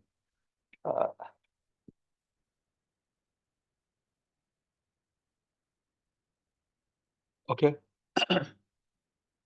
This taxation can be levied by provincial government, city government, town government, village government. हमारे यहाँ भी village level पे भी कमेटियां होती हैं और डिस्ट्रिक्ट लेवल पे भी होती हैं, तो where they have the right to raise and levy taxes. तो हमारे यहाँ नहीं दिए गए पावर, अगर दी गई हैं तो आपको पता लाहौर में टीएमए भी है एलडीए के अलावा, तो वो इस तरह ये डिवॉल्व की जाती है पावर। जिस कंट्री में है वहां पे, यूके की मैं ज्यादा फोकस से बात कर रहा हूँ आपके साथ, लेकिन एग्जाम्पल इससे दे रहा हूँ कि आपको समझ आ जाए बात की। The fiscal decentralization, while many countries have a long history of decentralized system of government, many are increasing the level of decentralization activity. जैसे हमने 18 amendment में कुछ किया है. This may seem odd at the time of growth of supranational authority and globalization, where the more spending decisions are made in organizations such as, जैसे European union है, इसको सुप्रा national authority कहते हैं, यानी यूरोपियन यूनियन में taxation का निज़ाम जो है वो सेंट्रली डिसाइड करके, यानी लिमिट जो है यूरोपियन यूनियन लेवल पे, ताकि पूरे यूनिट सही बिहेव करें, किसी की वजह से दूसरे में वीकनेस है। तो ये कॉन्सेप्ट आ रहे हैं रीजनल कॉपरेशन के, तो कह रहे हैं कि उस वक्त हम डिवॉल्व करने के लिए डिसेंट्रलाइजेशन की बात कर रहे हैं, जबकि एक तरफ हम कॉम्बाइंड मूव की तरफ जा रहे हैं। इससे दोनों के अंदर कोई हार्मोनी नजर नहीं आती। However, it can be seen as a part of the ongoing reform process of placing the decision making at the best place, or for not only democratic process बल्कि also economic, allocative and operational efficiency के लिए ये local level पे, lower level पे ये power दी जाती हैं, spending की और फंडिंग, फाइनेंसिंग, दोनों पावर। तो इसमें डिसेंट्रलाइजेशन के अंदर जो 3 तरह के कॉन्सेप्ट होते हैं, एक है कि पावर टू रेज टैक्स है, जिसको टैक्स इंस्ट्रूमेंट की इम्प्लीमेंटेशन कहते हैं। दूसरा है स्पेंडिंग इम्प्लीमेंटेशन है, कि आपको लोकल गवर्नमेंट को रिस्पॉन्सिबिलिटी दी है कि वो एक्सपेंडिंग को डिसाइड करें। ये और एक है कि दोनों चीजें डिसाइड करें। ये थोड़ा सा ज्यादा ब्रॉडर है। तो अब इसके अंदर हमने बात कर रहे हैं कि ग्रेटर सेंट्रलाइजेशन के फेवर में और अगेंस्ट में क्या आर्गुमेंट्स हैं, राइट। ये काफी आपको अच्छे, ये आपकी वर्कबुक में जहां भी ये दिए गए हैं, ये अच्छी चीज है, क्योंकि आपको अपने क्वेश्चन में इनको डिबेट करना पड़ सकता है। ठीक है, जैसे मैं आपका जून का पेपर देख रहा था, तो उसके अंदर बिल्कुल ये रिफ्लेक्ट हो रहा था कि सेंट्रलाइजेशन करने के जो हैं कि वो कंट्रीब्यूट टू कंपेटिटिवनेस, एक बड़ा यूनिट बेहतर तरीके से जो है वो चीजों को हैंडल कर सकता है। और जो मोर सेंट्रलाइज सिस्टम है, reduce the complexity, reduce the cost of operation जो है, इस तरह remove the obstacle to cross border activity कई होती हैं, और वो उनको कंट्रोल बेहतर कर सकता है, या उनको बेहतर टैक्स कर सकता है। अगर वो छोटे छोटे यूनिट्स करेंगे तो वो फिर they won't have that effectiveness. तो इस तरह अनसुटेबल टैक्स कंपटीशन जो है, जैसे वो मैं आज दुबई में बैठा था, हम बात कर रहे थे चाइना जो है किस तरह यहाँ सिस्टम को यहाँ इफेक्ट हो रहे हैं जो उनकी अपनी पॉलिसीज की वजह से। तो एक सेंट्रल या एक सेंट्रलाइज सिस्टम में आप बेहतर रिस्पॉन्ड करते हैं वहां पे, कि जैसे this would stop country trying to increase activity at the expense of other in some economic area by using the tax incentive। वो वहां पे सब्सिडी देते हैं, जिस वजह से तो वो फिर एक नेशनल पे तो आप टैरिफ बढ़ा देते हैं, ताकि वो जो डंपिंग का इफेक्ट उस कंट्री की इंडस्ट्री को इफेक्ट करता है, तो वो आप बेहतर परफॉर्म कर लेते हैं एक सेंट्रलाइज के अंदर, एज डिसेंट्रलाइज। और लेकिन इसका ये प्रॉब्लम ये है कि ये जो जैसे 18th अमेंडमेंट को आप देखें, तो वो सॉवरेनिटी जो है वो इफेक्ट उस पे आता है। अगर टू मच पावर कंसंट्रेट हो जाए, आपके सामने बांग्लादेश भी है, हमारी तरफ से निकला है वहां से, और भी जो डिप्राइव्ड एरियाज होते हैं, तो वो ब्लेम फेडरल को आता है। Remove element of control of economic policy जो है, वो डिसेंट्रलाइज होने से फिर जो है ना इकोनॉमिक पॉलिसी पे जो कंट्रोल्स है वो वीक हो जाता है। तो दे आर, तो ये ऑलरेडी मैंने कहा है कि either of these two are both. एक में है कि आप टैक्स रेज करने की पावर है, जिसको हम टैक्स इंस्ट्रूमेंट कहते हैं, कि लोकल गवर्नमेंट को पावर दी गई है। दूसरा स्पेंडिंग इंस्ट्रूमेंट की बात हो रही है, एक्सपेंस इंस्ट्रूमेंट की बात हो रही है। तो या दोनों दोनों जगह पावर दे रहे हैं, स्पेंडिंग भी डिसाइड करें, और उसकी टैक्सेशन और फंडिंग भी डिसाइड करें। तो कुछ इंटरनेशनल कंपैरिजन कुछ हम ये कर रहे हैं यहाँ पे, जैसे स्पेन में जो म्यूनिसिपैलिटीज हैं विद मोर देन 75,000 पॉपुलेशन के, वो और कैपिटल प्रोविंसेस जो वहां पे हैं, वो शेयर करते हैं local tax seat on income tax, VAT and excise duty जो है, वो उनके साथ शेयर होते हैं, जो कंट्री बार में कलेक्ट होते हैं या प्रोविंशियल लेवल पे कलेक्ट होते हैं, तो वो वहां पे शेयर किए जाते हैं। जर्मनी के अंदर cities have range of tax option जो है, जिसमें प्रॉपर्टी लैंड ट्रांसफर टैक्स है, और लोकल बिजनेस प्रॉफिट है, जिसको हम जो बिजनेस प्रॉफिट होता है उसको ट्रेड टैक्स लगाते हैं, ये other than federal tax on income है। और शेयर ऑफ वैट है, वैल्यू एडेड टैक्स हमारे यहाँ जनरल सेल टैक्स जीएसटी कहते हैं। और सिटी सेट ट्रेड टैक्स, लेकिन ट्रेड टैक्स जो जिससे पहले बात हुई है, जो बिजनेस ने देना होता है उसके रेट जो है वो सिटी डिसाइड करता है। ओके, जिस सिटी में बिजनेस ऑपरेट हो रहा होता है।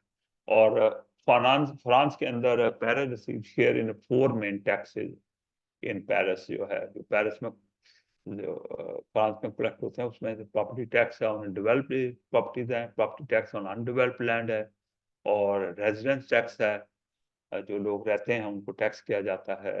जैसे प्रॉपर्टी टैक्स के अलावा है कि जो लोग वहाँ, उसको residence tax, local economic contribution जो होती हैं, जैसे बिजनेस रेट्स और वैल्यू एडेड जो टैक्सेस हैं, तो इनको शेयर करवाया जाता है। सिटीज लाइक पेरिस की बात है, टोक्यो के अंदर भी, जापान में टोक्यो एक शहर है जिसमें 16 किस्म के टैक्सेस हैं जो कि वहाँ पे इम्पोज किए जाते हैं, जैसे जिसमें से शेयरिंग ली जाती है। तो point here is that by comparison UK has a very limited variety of income sources जो हैं, या हमारे जो सब नेशनल गवर्नमेंट्स हैं उनके बहुत लिमिटेड इनकम सोर्सेज हैं as compare to certain international country. तो ये आर्गुमेंट्स हैं फॉर ग्रेटर फिजिकल डिसेंट्रलाइजेशन और against the greater physical decentralization, जो फंड रेज करने हैं, टैक्स रेज करने हैं।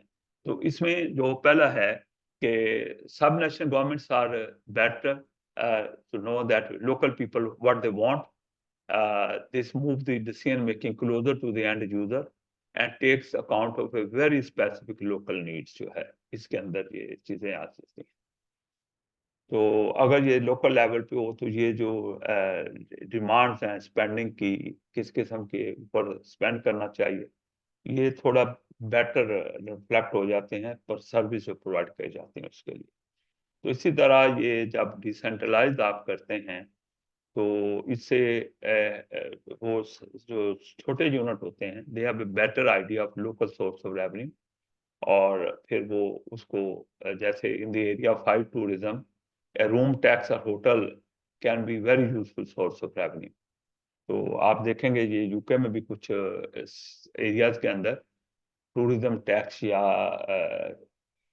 कहा गया है टैक्स, जिस तरह नीचे एंड पे मैंने एग्जांपल में कहा है कि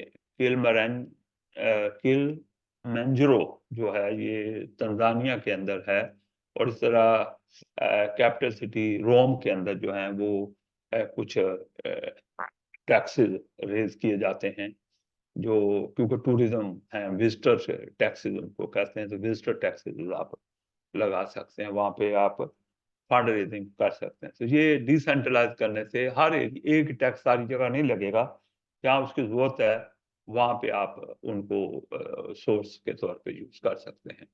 तो सब national government can provide service more efficiently अगर वो लोकल लेवल पे प्रोवाइड होती हैं।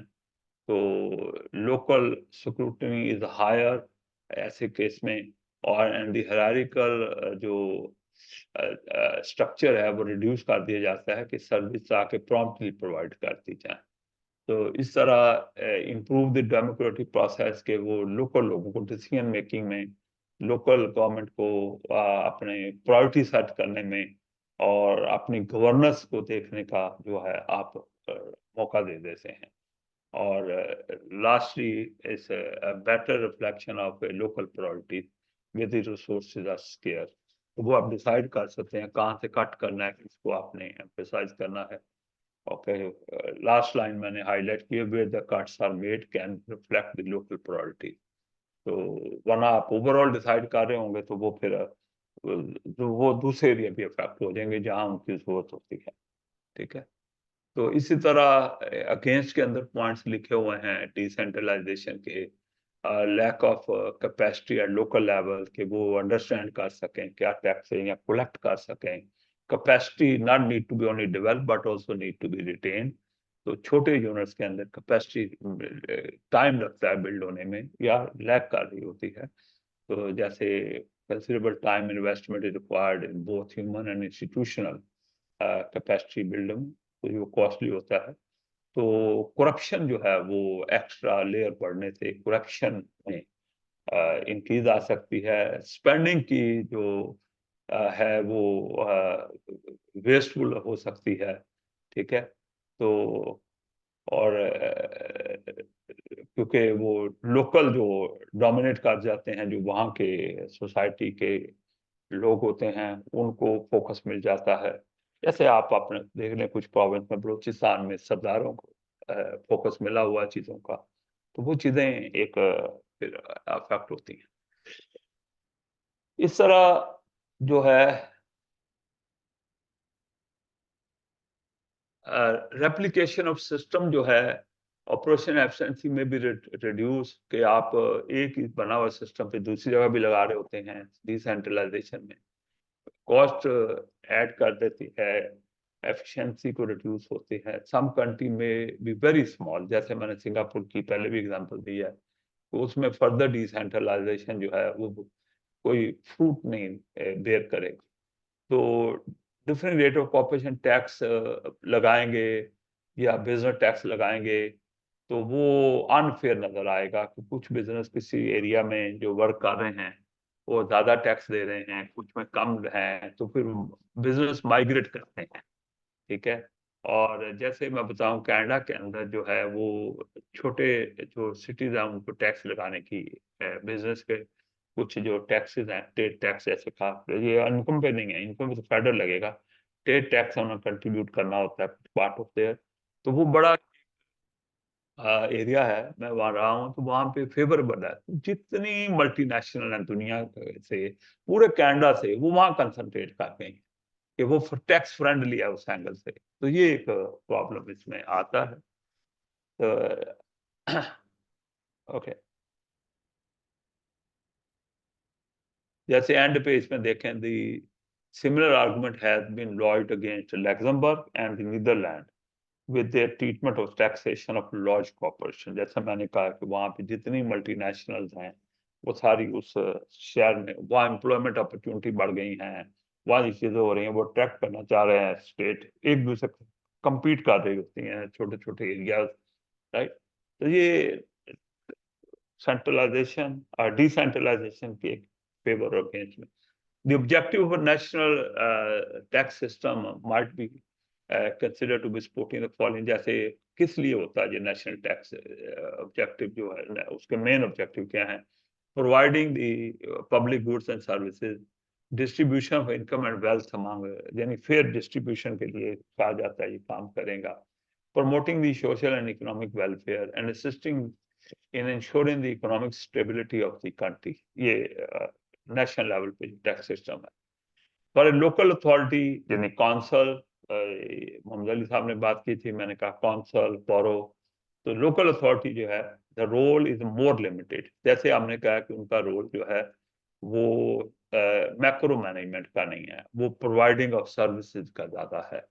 As many of these roles of tax and lie with the national government, the primary role of the local tax and limited provision of local goods and services, and the whilst there is some impact के local level पे जो economic activity, social welfare वो develop होते हैं इससे, लेकिन बहुत limited होते हैं।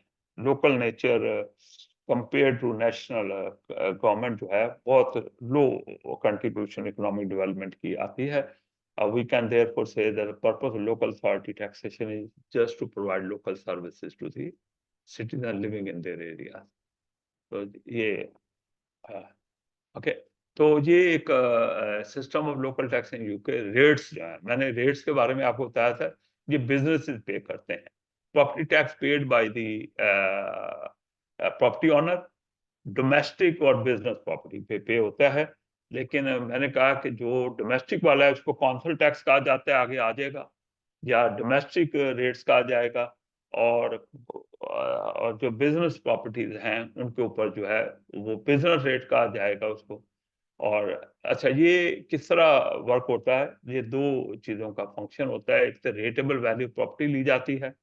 रेटेबल वैल्यू है एनुअल रेंटल वैल्यू किसी भी प्रॉपर्टी की हो, वो लेके उसको मल्टीप्लाई कर दिया जाता है कुछ पाउंडेज जो जैसे पेंस की टर्म में एक्सप्रेस किए जाते हैं, 12 pence, 25 pence, depending on the area, set by each local authority to reflect the total amount to be raised.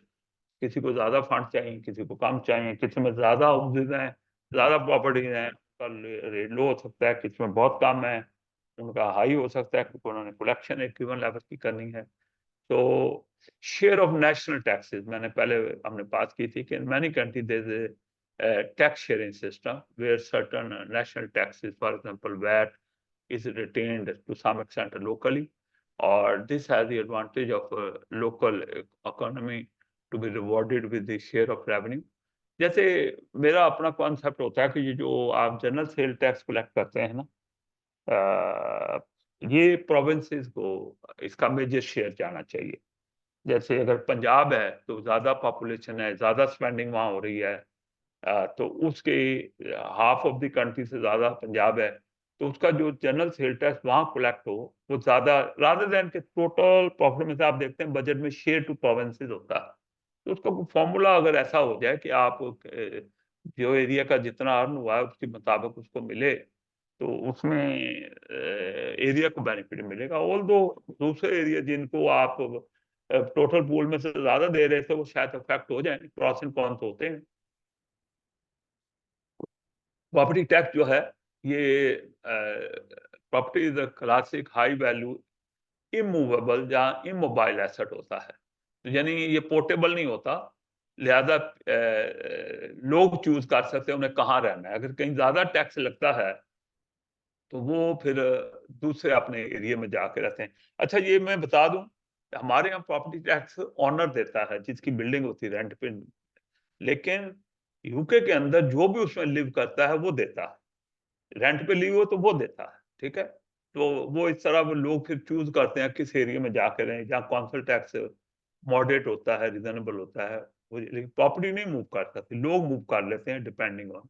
तो levy on property for infrastructure improvement के लिए कई दफा जो प्रॉपर्टीज होती हैं, हाउस होल्ड या बिजनेस होते हैं, उन पे कोई टैक्स लगा देते हैं, एडिशनल टैक्स, ताकि उस एरिया के अंदर जो है कोई इंप्रूवमेंट लाई जाए। ये जो टैक्स कलेक्ट किया जाता है, लेवी कलेक्ट की जाती है, ये रिंग फेंस होती हैं, जिस पर्पज के लिए कलेक्ट होती हैं उसी के लिए इनको यूज किया जा सकता है। जैसे पब्लिक ट्रांसपोर्ट सिस्टम की इंप्रूवमेंट के लिए, ब्रॉडबैंड एक्सेस प्रोवाइड करनी है अपने सिटीजन को फ्री, उसके लिए ऑफ स्ट्रीट पार्किंग जो होती है इन शॉपिंग एरिया, जो गलियों में लोग पार्क करते हैं, प्लाजाज नहीं बने होते, ठीक है, तो वहां पे या प्लाजा बना के वहां आप दे सकते हैं, लोगों को अकोमोडेट कर सकते, उससे लेवीज लगा दी जाती हैं ताकि उनकी फंडिंग हो जाए।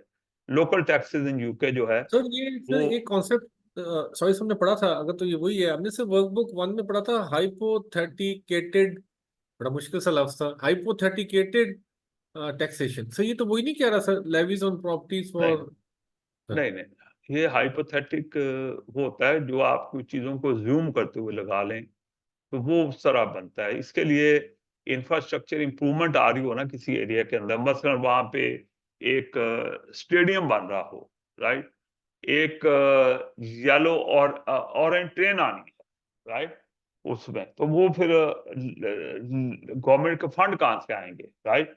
अभी तो हमारे यहाँ पॉलिटिकल डिसीजन की बेस पे अवेलेबल फंड में से काट दिया जाता है। वो कहते हैं नहीं, इसका पूरी कम्युनिटी को फायदा पहुंचेगा, बिजनेस को भी फायदा पहुंचेगा। घर लोग बिजनेस पे ज्यादा टैक्स लगा दिए जाते हैं क्योंकि अब उस मोबिलाइजेशन होगी और वो जो एरियाज हैं लोकल शॉपिंग की बजाय लोग उधर आ जाएंगे जहाँ सेंट्रल, तो इस तरह वो एडवांटेज देता है लॉन्ग टर्म में, तो इसलिए उनको स्पेशल लेवीज लगा दी जाती है।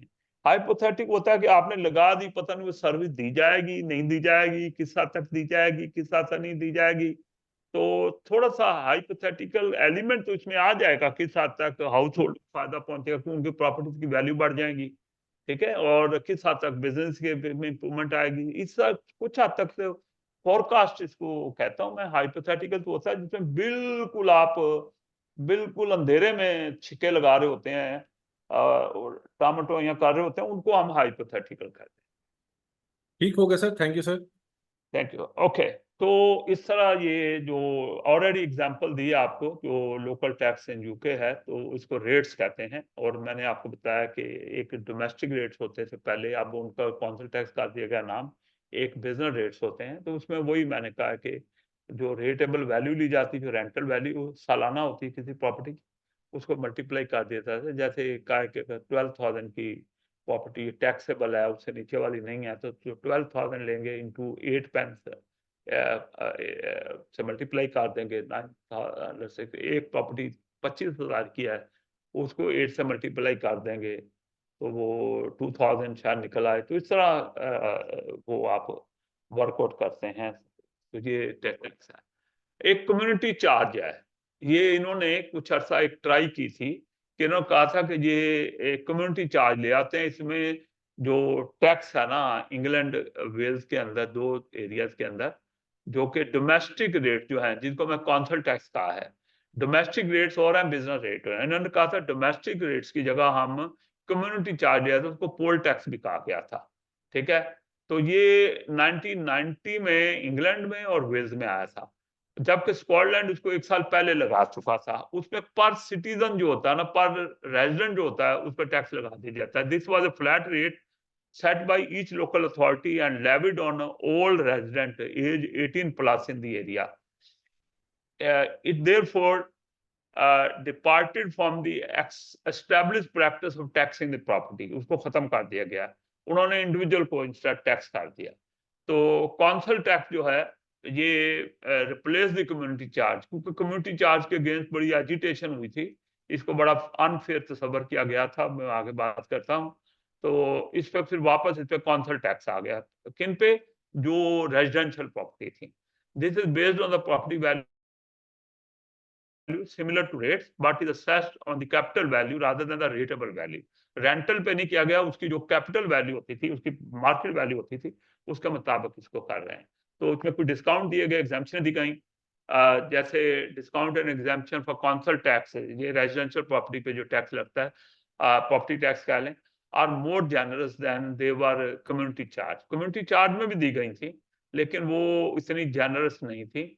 कम्युनिटी चार्ज में ज्यादा लोगों को जो थी वो उसके उसकी उसकी एम्बिट में है थे। If only one adult live in a property they will get A 25% discount, क्योंकि एक प्रॉपर्टी में एक ही आदमी रह रहा है, तो अब जाहिर है कि उस पर बर्डन कम होना चाहिए, क्योंकि जो फायदा उठा रहे हैं वो कम लोग हैं, तो वो 25% रिबेट दे दिया गया। तो जब वर्क किया जाता था, how many people live in a property, some people are not counted. Example इनको डिसरिगार्डेड पीपल कहा जाता था, उनको काउंट नहीं, जैसे जो एज 17 और लोअर के लोग थे, बच्चे, उनको काउंट नहीं किया जाता था प्रॉपर्टी के, एक रहता है या ज्यादा, बस एक अगर खातून है उसके 3 बच्चे हैं, सिंगल पेरेंट है, तो वो उसके बच्चे काउंट नहीं हुए। अगर कोई आदमी उसकी प्रॉपर्टी है लेकिन वो प्रिजन में है, तो वो काउंट नहीं किया जाएगा, उस फैमिली का वो बंदा। इस तरह अगर कोई डिसेबली मेंटली इम्पेयर्ड लोग है वहां हैं, कोई उनमें से कोई, वो काउंट नहीं। स्टूडेंट है तो या वो रेगुलर स्टडी है या अप्रेंटिसशिप स्कीम में है, और इस तरह कोई लॉन्ग इलनेस पे हॉस्पिटल में है, तो लेकिन उस घर का फर्द है, तो उसको काउंट नहीं किया जाएगा। 18 और ओल्ड जो लोग हैं जिनको चाइल्ड बेनिफिट मिलता है, ये वो लोग होते हैं जो डिसेबल्ड होते हैं, तो वरना तो 18 ईयर के बाद जो है, नॉर्मली 16 ईयर तक चाइल्ड टैक्स बेनिफिट मिलता है। चाइल्ड टैक्स बेनिफिट ये है कि हर बच्चे की एक सर्टेन अमाउंट जो है वो गवर्नमेंट पे करती है फॉर मेंटेनेंस। और अगर 16 साल तक तो हर बच्चे की पे होती है, 16 साल के बाद 18 साल तक उसकी सिर्फ पे होती है जो फुल टाइम स्टडी में होता है, और फिर 18 के बाद पे नहीं करते। 18 के बाद फिर उन्हीं को पे होती है जो जो है वो, ये किसने भाई इसको कर दिया है, अच्छा उसके बाद लिव इन केयर वर्कर, कई लोग होते हैं कि वो केयर के तौर पे रह रहे होते हैं, जैसे एक पुलिस वाला है या एक चौकीदार है, उसका घर है लेकिन वो चौकीदारी के लिए कहीं और जाके सर्विस देता है, पूरा महीना वहां रहता है, वहीं उसको अकोमोडेशन मिली होती है, तो वो जो है वो इसमें फॉल नहीं करेगा, उसको काउंट नहीं किया जाएगा। ठीक है सर इसमें से एक छोटा सा पॉइंट था सर इस स्लाइड जी पे। जी, जल्दी सर कर। इसमें जो जब हमने काउंसिल टैक्स की बात की तो उसने कहा कि ये रेटेबल वैल्यू पे बेस नहीं करेगा, जो वो पीछे एक्सप्लेन कर रहा था। कैपिटल, हाँ लेकिन कैपिटल कैपिटल वैल्यू वैल्यू, से सर वही मुराद है जो traditional market traditional value, value. Market value जितने की मार्केट में खरीद फरोख्त हो सकती है। Okay sir, okay sir. ठीक है, ओके। तो ये रेट्स के ऊपर क्रिटिसिज्म है कि problem in calculating rate of value based on the imputed rent, क्योंकि हमने क्या हम रेंटल वैल्यू उसकी लेंगे, नॉट कैपिटल वैल्यू। ठीक है, कैपिटल वैल्यू में तो सेल ट्रांजैक्शन हो रही होती है, पता होता है कि उस एरिया में क्या नॉर्मली है, लेकिन ये जो रेंटेड है, ये तो अच्छी किस्म की प्रॉपर्टी का कुछ और हो सकता है, उसी इलाके के अंदर उसी साइज की, लेकिन नॉट वेल मेंटेन्ड हो, तो उसके अंदर कुछ और हो सकता है। तो इस तरह rateable value could be same for very different household size, मैं ऑलरेडी एक्सप्लेन कर दिया है। Limited size of tax base, low number of taxpayer directly aware of the implication of council spending. तो क्योंकि इसमें वही लोग आ रहे होते हैं जो बिजनेस वाले लोग हैं, राइट। तो business replaced with the NDR, national, पहला एन ब्रैकेट वाला नेशनल है, national India non domestic rate यानी बिजनेस वाला रेट, ठीक है। तो इसको नॉन डोमेस्टिक रेट कहना शुरू कर दिया। Domestic replace with the community charge, ये कम्युनिटी चार्ज आ गया था, और तो पहले फिर कम्युनिटी चार्ज से आगे फिर रिप्लेस होकर कौंसल टैक्स आया। अच्छा, इसमें जो प्लस पॉइंट है इसके रेट्स के, it is administratively easy and cheap to collect, administration cost कम होती है, आपकी कॉस्ट टू कलेक्शन ज्यादा नहीं आती, प्रॉपर्टीज आपको पता है कितनी है, किसने दे दिया किसने नहीं दिया। इंडिविजुअल को बड़ा मुश्किल होता है, इंडिविजुअल मूवेबल होते हैं तो प्रॉपर्टी मूवेबल नहीं होती। It was seen fair and stable predictable source of income, right, कि ये जिसकी प्रॉपर्टी वैल्यू ज्यादा होगी उसको ज्यादा लगेगा, और इसलिए इसको जरा फेयर कहा गया। तो लेकिन दूसरा प्रेडिक्टेबल, आपको पता है ईयर टू ईयर कितना प्रोडक्ट होगा, उसमें ज्यादा वेरिएशन आने के चांसेस नहीं है, या आप एस्टिमेट कर सकते हैं वेरिएशन कितनी आएगी, जिसमें प्रॉपर्टी वैल्यू बढ़ेगी, क्योंकि पाउंडेज तो वही है, कितना पेंस पर पाउंड लगेगा। तो कम्युनिटी चार्ज जो लगाया गया, जिसको पोल टैक्स भी कहा गया, जिसने रिप्लेस किया था कौंसल टैक्स को, कौंसल टैक्स यानी लिविंग प्रॉपर्टी के टैक्स को, तो रिप्लेस द डोमेस्टिक रेट। ये देखें डोमेस्टिक रेट में पहले रेट ही होते थे डोमेस्टिक और नॉन डोमेस्टिक। तो flat rate set by each local authority on all resident as 18 plus individual. तो इंडिविजुअल की रिस्पॉन्सिबिलिटी पे करे, अम्मी ने अपना पे करना है, अब्बा ने अपना पे करना है, बड़े भाई ने अपना पे करना है, क्योंकि significant variation across the authority थी, क्योंकि वो ये नहीं था कि एक ही रेट कंट्री वाइड चल रहा था, हर काउंसिल हर अथॉरिटी अपने हिसाब से लगा रही थी। तो डिपेंड करता है कितने जिसमें थोड़े लोग रहते हैं ज्यादा रेट ज्यादा होगा वहां पे। स्मॉल नंबर ऑफ एग्जाम्पशन दी गई थी, जैसे ये एग्जाम्पशन सिर्फ ये थी, वहां तो आपने देखा काफी बड़ी एग्जाम्पशन थी, जनरस एग्जाम्पशन थी, लंबी लिस्ट थी। यहाँ जो रिलीजियस एस्टेब्लिशमेंट हैं उनके जो साथ अटैच लोग हैं उनको दिया गया, प्रिजनर वगैरह अगर थे उनके पे चार्ज नहीं किया गया, क्योंकि वो प्रिजन में थे, उनकी अर्निंग हो नहीं सकती थी, तो उनको some small income related reduction भी दी गई, कि अगर किसकी अर्निंग बहुत थोड़ी थी तो उसमें भी नहीं लगाया गया, वो स्मॉल इनकम रिलेटेड रिडक्शन भी दी गई, ठीक है। और ये हाई एडमिनिस्ट्रेशन कॉस्ट थी इसकी, क्योंकि एक एक बंदे को पकड़ के कलेक्ट करना था, उसके रजिस्टर रखने थे, तो वो 4% of yield across the local authority जो है स्पेंड हुई इस पे।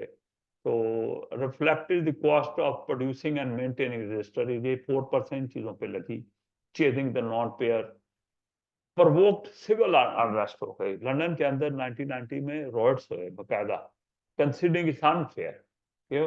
तो उन्होंने उस पर फिर गवर्नमेंट को 93 में पॉलिश करना पड़ गया, ठीक है।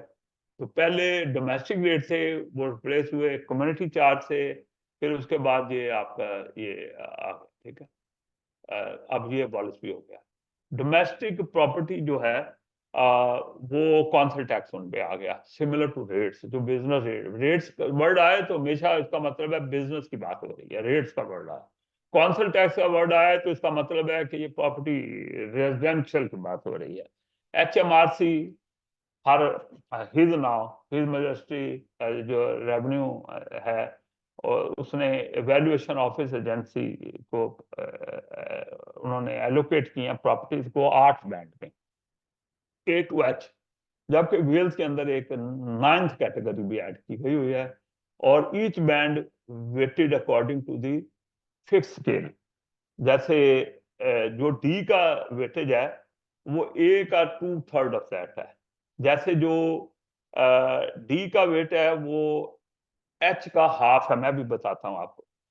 10 ईयर इवेल्युएशन साइकिल मुकर्रर की गई, हर वक्त इवेल्युएशन ही होती रहेगी, 10 ईयर के बाद होगी, फिर उसको आपको पता है कि कैपिटल वैल्यू लेनी है, तो वो फिर कैपिटल वैल्यू जो है ना, अभी भी पाकिस्तान में भी FBR ने एक हर एरिया वाइज एक लिस्ट इशू की हुई है, तो उन्होंने कहा ये नहीं कि 2 साल बाद 3 साल बाद आ जाएगी, 10 साल बाद होगी। कलेक्शन रेट बेटर देन ये जो आपका कम्युनिटी चार्ज था, उससे कलेक्शन बेटर थी, क्योंकि इमूवेबल प्रॉपर्टी से कोई भाग तो सकता नहीं, और वहां तो इंडिविजुअल से डिसअपियर हो सकते थे। और collection rate of local taxes जो है, तो why do you think the collection rate of council tax were better than those of the community charge? वो आपको बताया कि उस पर बड़े एडमिनिस्ट्रेटिव कॉस्ट वगैरह थे। तो which type of local tax do you think will have the lowest administrative burden?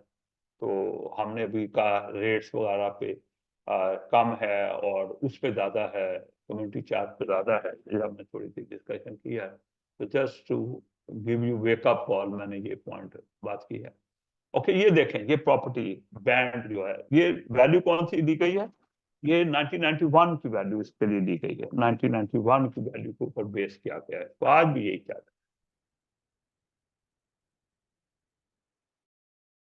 ओह, मेरा ख्याल है कि मैंने इसको ये नहीं किया हुआ। ओह, ठीक है। तो 1991 की वैल्यू है। अब ये कि ये ए बैंड से एच बैंड 8 बैंड्स हैं, उसमें वैल्यू के हिसाब से प्रॉपर्टीज को प्लेस किया गया है, ठीक है।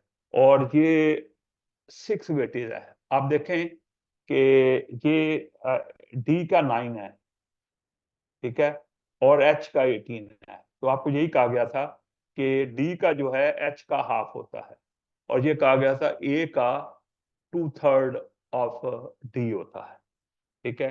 तो अगर मैं कहूं कि 1/3 ऑफ एच का होता है, राइट, तो ये वैसे ही बताया गया, कोई रूल नहीं था, लेकिन आपको समझाने के लिए कि फर्क है यहाँ पे ना। तो ये अब ये इस तरीके से आप प्रपोर्शन निकाल सकते, जो भी टैक्स होगा उसका 6/, आप ले लेंगे 6/9। बेसिकली ये बेस है, ये मेन बेस है, ये वाला, ये मेन बेस है 9, ये वाला। तो इसमें हुआ 6/9। आगे दिखाता हूं आपको, ये 9/9, ये 18/9, राइट। तो इस तरह ये है। तो ये वेल्स के अंदर एक और बैंड ऐड किया गया आई का, उसका वेटेज उधर 18/9 आपने देखा था, इसको 21/9 कर दिया गया, यानी इस पे ज्यादा टैक्स लगेगा, ठीक है। स्कॉटलैंड एडिड सरचार्ज, उन्होंने सरचार्ज ऐड कर दिया किन प्रॉपर्टी पे? जो ई और उससे अबव थी उन पे उन्होंने सरचार्ज लगा दिया। जैसे ई वालों के ऊपर जो है उन्होंने 7.5% जो बनता था उसको एडिशनल लगा दिया, ठीक है। इस तरह एच वालों पे 22.5% लगा दिया। तो ओरिजिनल जो रिवैल्यूएशन पीरियड साइकिल की गई सेट, वो 5 साल की गई थी, फिर इसको चेंज करके 10 साल कर दिया गया कि 10 साल हो गए। लेकिन सिर्फ वेल्स में रिवैल्यूएशन हुई है, वरना 1991 ही चल रहा है, वेल्स में एक दफा हुई है। और मीन आज भी जो नए घर बन रहे हैं उनको ये पुरानी 1991 वाली वैल्यू साइन हो रही है टैक्स के लिए, लेटेस्ट वैल्यू साइन नहीं हो रही, लेटेस्ट कैपिटल वैल्यू नहीं आ रही।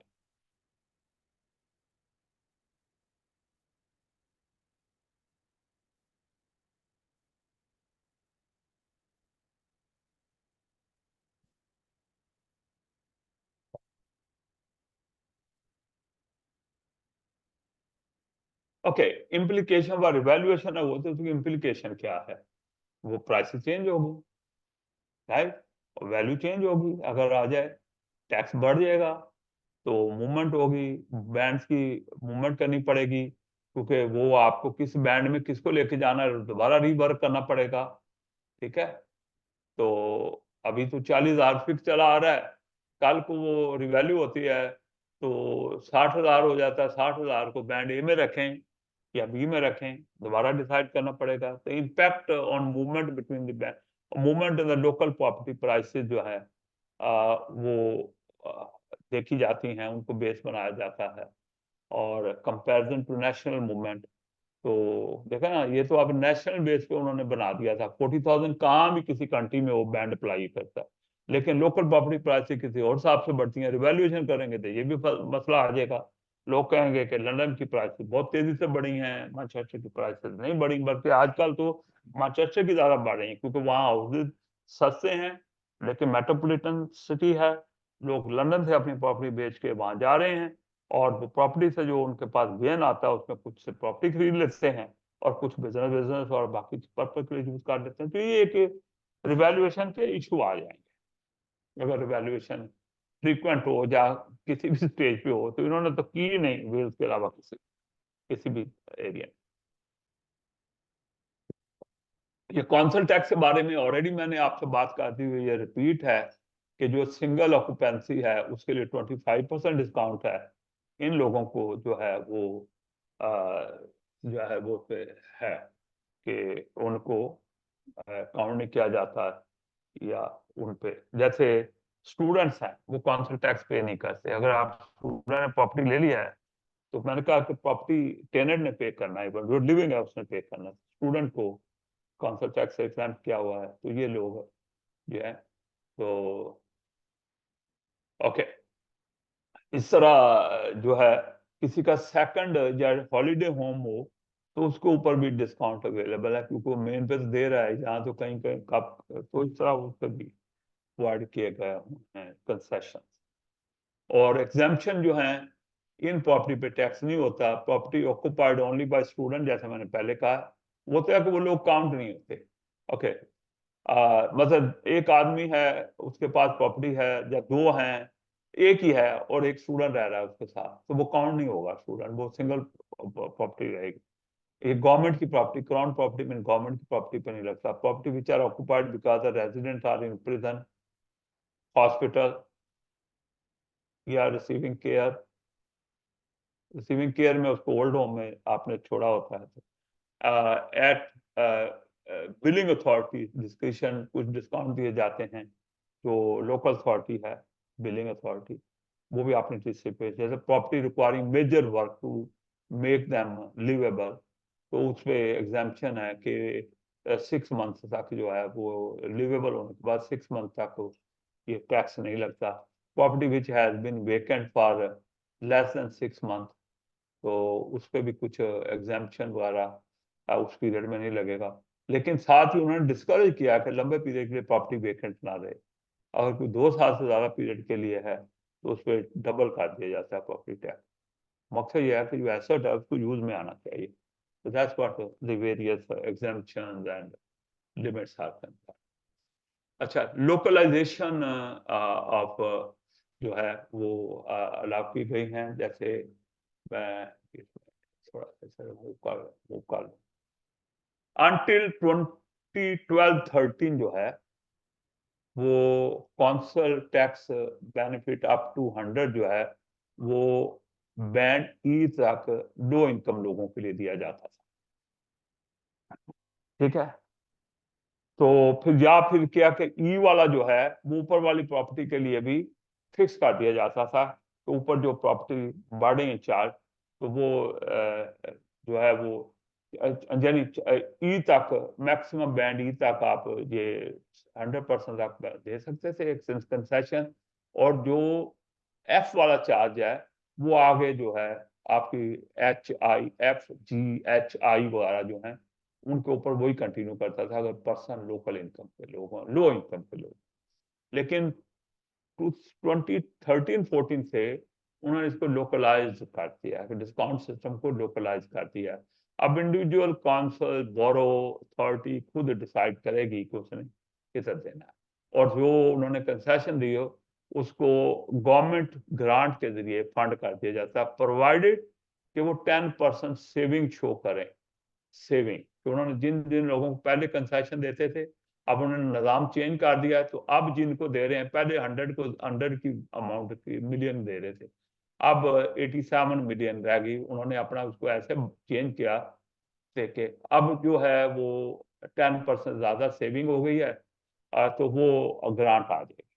लेकिन अगर डिस्काउंट स्कीम जो है उसमें उन्होंने सेविंग नहीं की तो फिर उन्हें एडिशनल फंड जनरेट करने पड़ेंगे। उनको गवर्नमेंट ग्रांट नहीं आएगी, शॉर्टफॉल को मीट करने के लिए एडिशनल लाने पड़ेंगे। ठीक है, तो discount scheme need to be develop within broad parameter set by the government. तो ये डिस्काउंट थी, डिस्कशन तो दी लेकिन ब्रॉड पैरामीटर दे दिए गए सेंट्रल गवर्नमेंट की तरफ से कि उसके अंदर रहते हुए आपने, जैसे framework for support for eligible pensioner को आपने कुछ डिस्काउंट देना है तो वो फिर पैरामीटर दिए गए। तो लोगों को ऐसा डिस्काउंट है जिसपे इंसेंटिव टू वर्क इम्प्रूव हो। बहुत से लोग वहाँ जिनको बेनिफिट्स मिलते हैं वो वर्क नहीं करते, वो कहते हैं वर्क करेंगे टैक्स भी देंगे, अल्टीमेट इन पॉकेट मनी तो कम आएगी, why to work, just say unemployed उसमें। तो ये जो स्कीम डिस्काउंट की हैं ऐसी होनी चाहिए कि people should have a incentive to work. जैसे आप कहें किसी को नहीं मिलेगा जो कम से कम 18 आवर वीक से कम वर्क कर रहा है, कम से कम 18 आवर्स वर्क करना चाहिए ना, तो वो फिर लोग वर्क पे जाएंगे। तो हर आम है पूरे 40 घंटे नहीं कर सकते, लेकिन 18 आवर्स के लिए तो चले जाएंगे ना, तो वरना वो बेनिफिट नहीं मिलेंगे, तो सेशन नहीं मिलेगी। तो इस तरह की है। ओके, लोकलाइजेशन एक्ट 2011 आया जिसमें उन्होंने abolish the council tax capping, वो आपने देखा था वेटेजिंग लगी हुई थी, उस तरह वो करते थे। अब आजाद किया गया कौंसल टैक्स कैपिंग के मैक्सिमम कितना हो सकता है। पहले सेंट्रल गवर्नमेंट की तरफ से कैपिंग आती थी। Council is set it tax according with the set to state council tax principle, ठीक है। और अच्छा, मैं वो वेटेज की बात नहीं कर रहा, मैं कह रहा हूँ कि किस हद तक कितने उन्होंने अमाउंट लगानी है, 8 पेंस लगानी है, 12 पेंस लगानी है, तो एक लिमिट लेट से दे दी कि 15 से ऊपर कोई नहीं जाएगा, मैक्सिमम 15 पेंस ऊपर कोई नहीं जाएगा, ये कैपिंग दी हुई। तो government doesn't want to become very unpopular. तो अब उन्होंने क्या है, कौंसल टैक्स के प्रिंसिपल अनाउंस करते हैं। अगर setting the outside the principle अगर कोई करे कौंसल, तो वो फिर ट्रिगर द लोकल रेफरेंडम को ट्रिगर कर, फिर आप रेफरेंडम कराएंगे अपने एरिया में और लोग उसकी फेवर में वोट करें। जैसे रेफरेंडम प्रिंसिपल 2023 ने कहा कि भाई अगर आपने कौंसल टैक्स के अंदर 2% से ज्यादा इंक्रीज करनी है, ठीक है, तो आपको रेफरेंडम करना। 2% के अंदर आप 1% करना चाहते हैं कोई मसला नहीं है, 1.5% करना चाहते हैं कोई मसला नहीं है, आप 1.99% करना चाहते हैं कोई मसला नहीं है, अगर आप 2.5% करना चाहते हैं, you can't do it, you have to have a referendum in your area. लोगों को प्रपोजल दें क्यों इंक्रीज हो रहा है, लेट द पीपल वोट, और रेफरेंडम में कामयाबी होनी चाहिए। ये उन्होंने अब अपनी कैपिंग खत्म कर दी, आजाद कर दिया, लेकिन साथ ही कहा कि कितने परसेंट आप इंक्रीज करना चाहते हैं, अगर 2 से ज्यादा है तो आपको उसके लिए रेफरेंडम करना पड़ेगा। अच्छा, ये कौंसल का टैक्स कलेक्शन जो है, कैलकुलेशन जो है कैसे किया है, तो प्रोजेक्टेड स्पेंडिंग क्या है उस कौंसल की पूरे साल की, कितनी स्पेंडिंग है, उसमें से गवर्नमेंट, सेंट्रल गवर्नमेंट से सपोर्ट कितनी आ जाए उसको माइनस करते हैं। हम वर्क करना चाहते हैं कितने फंड उन्होंने कौंसल टैक्स से रेज करने हैं, ये वर्कआउट करना चाहते हैं। इस तरह जो बिजनेस रेट्स में रिटेंशन हुई है, जितने परसेंट, जितनी अमाउंट में भी 50 मिलियन वहां से रिटेन हो गई है, उसको लेस करते हैं। Amount of income anticipated from the fee and service, जितनी वो फी एंड चार्जेस सर्विस देंगे, जिन पे फीस लगाएंगे और उसमें चार्ज लगाएंगे, जैसे पार्किंग फीस है, और जैसे चार्ज लंदन में कंजेशन चार्ज कहते हैं कि अगर आप बिजी एरिया में अगर गाड़ी घुमाएंगे तो आपको तो उस पर जितने घंटे वहां घूमेंगे उसके हिसाब से आपकी चार्जेस लगेंगे। ओके, तो project income from other source जो है, जैसे ग्रांट वगैरह से जो है, वो करने के बाद एंटीसिपेट यूज ऑफ रिजर्व, जो पिछले पैसे हैं उनमें से फालतू इकट्ठे हुए हैं, कुछ अमाउंट आप वहां से यूटिलाइज करना चाह रहे हैं, जैसे 10 मिलियन, उसको भी लेस कर लें, तो ये आप अमाउंट रेज करना चाहते हैं। फिर इसको डिवाइड करते हैं, जो आपकी बेस है प्रॉपर्टीज के नंबर ऑफ हाउसेज हैं, या उससे बेस जो है बनती है आपकी, उससे आप डिवाइड करते हैं, या वैल्यू जो बनती है सारी प्रॉपर्टी की उससे डिवाइड करते हैं, तो आपके पास कोई निकल आएगा कि कितना आपने कलेक्ट करना है। तो ये जैसे इनके स्पेंडिंग बजट ये है, इसका साउथ वॉक कौंसल की बात हो रही है, एक कौंसल की सैंपल ली गई है, और उसमें से इनको रेवेन्यू सपोर्ट ग्रांट इतनी आ जाएगी। एंड ये बिजनेस रेट बेस लाइन है, ये मैं बात करूंगा, बेस लाइन की बात करूंगा, टॉप अप की बात करूंगा, ठीक है। तो ये हम बात करेंगे थोड़ी देर तक, इनकी मीनिंग क्या है। तो यहाँ से कलेक्ट इतना हो जाएगा बिजनेस रेट में से, बिजनेस रेट में से इतना टॉपअप करना पड़ेगा, एडिशनल रेज कर सकते हैं हम। तो estimated business rate retained above the base line, जो बेस लाइन से बेस लाइन वाले तो आपने रख लिए, उससे ऊपर वाले हैं, उसमें से कितने आपके परसेंटेज आपके पास रह गए। Estimated council tax collection fund surplus, ये आपने पिछले आपके फंड जो पड़े हुए हैं, जैसे मैंने 10 मिलियन की एग्जांपल दी थी, कि वहां से आप यूज कर सकते हैं। तो टोटल जो आपने कौंसल टैक्स रेज करना है, इतना करना है, तो डिवाइड बाई 100 था, कौंसल टैक्स बेस से इसको डिवाइड कर दें, तो उन्होंने 109,174 से डिवाइड करके उन्होंने डी बैंड, जो कि स्टैंडर्ड था, जिसके साथ आ रहा था फ्लांस का डबल है, फ्लांस का हाफ है, फ्लांस का 1/3 है, तो उन्होंने डी बैंड के बेस पे ये कैलकुलेट कर दिया।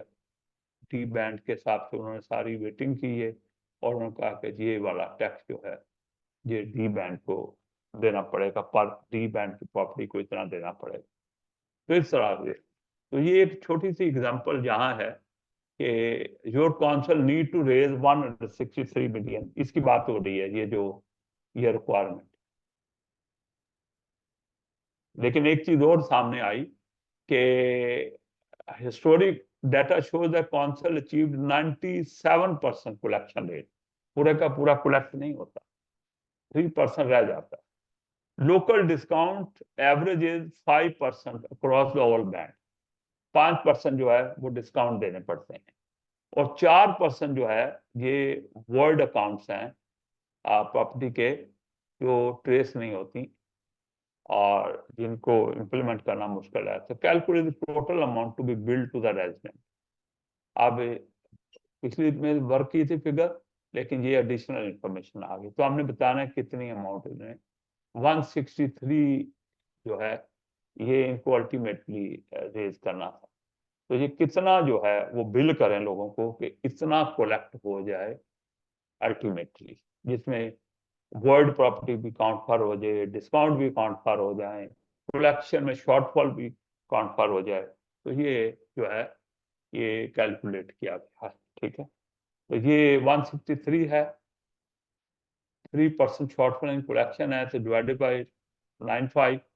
उसके बाद डिस्काउंट है, तो जो आपने ये अमाउंट आई है ऊपर उसको लें, और उसके बाद आपने डिवाइड कर दें 0.95 से, और उसके बाद जो फिगर आए फिर आपको 4% वर्ड है, तो ये यहाँ फिगर ऊपर वर्कआउट हुई है, पिछले 2 नंबर स्टेप पे उसको 0.96 कर दें, तो अल्टीमेटली आपको इतनी अमाउंट बिल करनी चाहिए। जब ये बिल करेंगे डिस्काउंट लेस होके, वर्ल्ड प्रॉपर्टी लेस होके, और जो कलेक्शन की शॉर्टफॉल आके, ultimately you will be able to calculate collect 163 million, ठीक है। ये मैं आपको बताऊं कि ये क्वेश्चन था यहाँ पे, तो मैंने कहा कि इसका हल मैंने वर्कआउट किया, तो just for my checking proof मैंने ये क्वेश्चन जो है ना वो चैट जीपीटी में डाल दिया, तो उसने मुझे ये स्टेप वाइज कैलकुलेशन दी, राइट।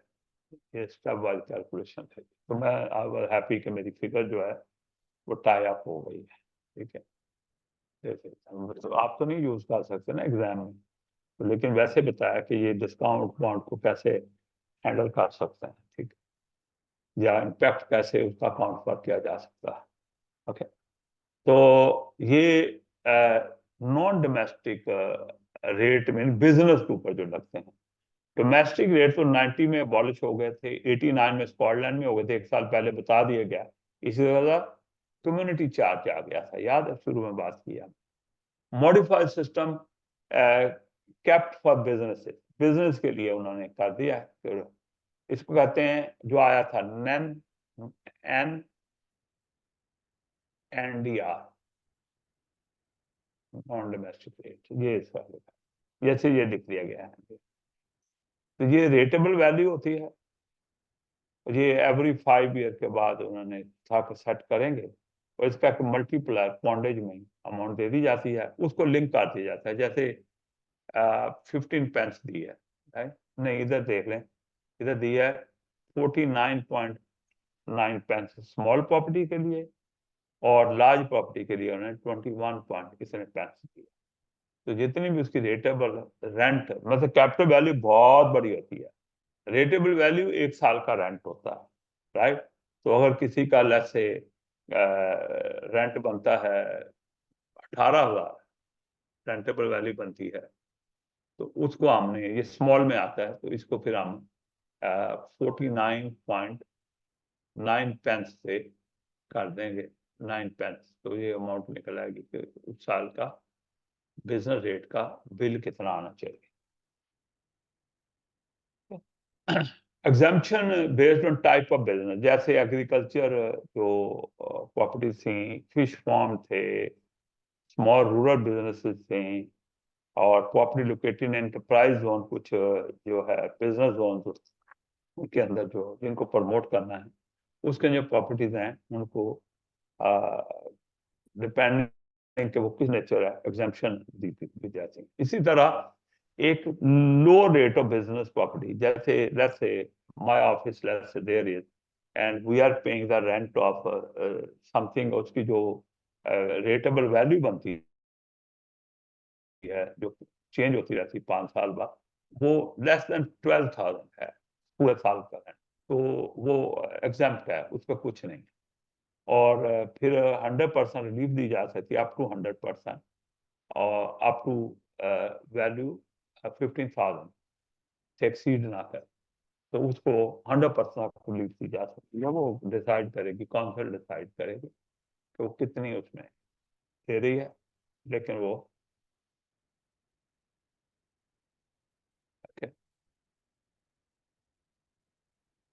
राइट। सो फिर रिलीफ जो है चैरिटेबल बॉडीज को जो है, उनकी जो प्रॉपर्टीज हैं उनको वो बिजनेस करती हैं चैरिटेबल बॉडी, अगर तो उनसे ऑक्युपाइड प्रॉपर्टी को आप 80% तक रिलीफ दे देते हैं। Empty property of charitable body जो है, जो यूज नहीं हो रही बिजनेस, उसको भी 80% दे देते हैं। 20% में डिस्क्रिप्शन दी गई है अथॉरिटीज को कि वो रिमेनिंग 20% तक दे सकती है, लेकिन हैं कौन, चैरिटेबल बॉडीज की बिजनेस यूज और वेकेंट प्रॉपर्टी, ठीक है। और revaluation more frequent than domestic, domestic में तो 10 साल की बात की थी, और but has caused big increase, उससे कौंसल जो बिजनेस रेट है उसमें बिग इजाफा होता है जब 5 साल बाद उसको चेंज करते हैं। जैसे इस वक्त लंदन के अंदर या यूके के अंदर रेंट बहुत हाई हुआ है,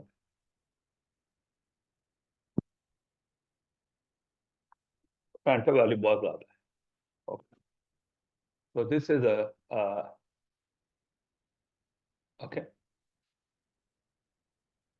बिजनेस रेट वैल्यूएशन, ये बताया गया कि अक्टूबर 2012 में गवर्नमेंट ने अनाउंस किया था कि वो इस intention postpone the next business rate valuation England, ठीक है। तो स्कॉटलैंड एंड वेल्स ने फ्रॉम 15 टू 17 कर दिया था इसको, ठीक है। यानी ये तीनों सिटी, तीनों एरियाज के अंदर बात होती है, तो इसको 15 में होनी थी, उसको 2012 अनाउंस किया कि हम 17 में करेंगे इसमें, because the fall in the business rent fall हुए थे, उसको इम्पैक्ट को देखते हुए दे डिसाइडेड कि better not to do at this stage, okay.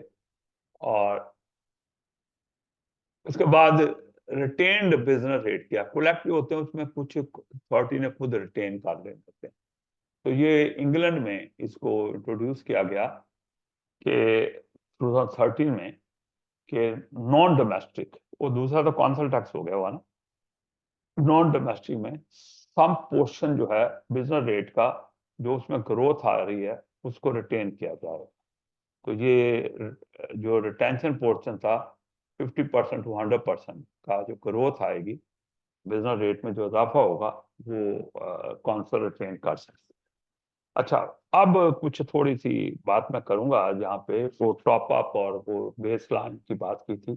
एक फंडिंग बेस लाइन है, तो उन्होंने स्टार्ट किया, तो उस वक्त उन्होंने एक डिटर्मिनेशन की कि बेस लाइन कैलकुलेशन की गई रेट्स की, एक इतना रेट्स इस अथॉरिटी का होना चाहिए। This represents level of funding plan for each authority in 2013-14। Assessment were based on the spending power कितने फंड्स की जरूरत होगी, और उसके लिए उन्होंने एक बेस लाइन डिटर्मिन की थी, कितने पैसे कलेक्ट होने चाहिए।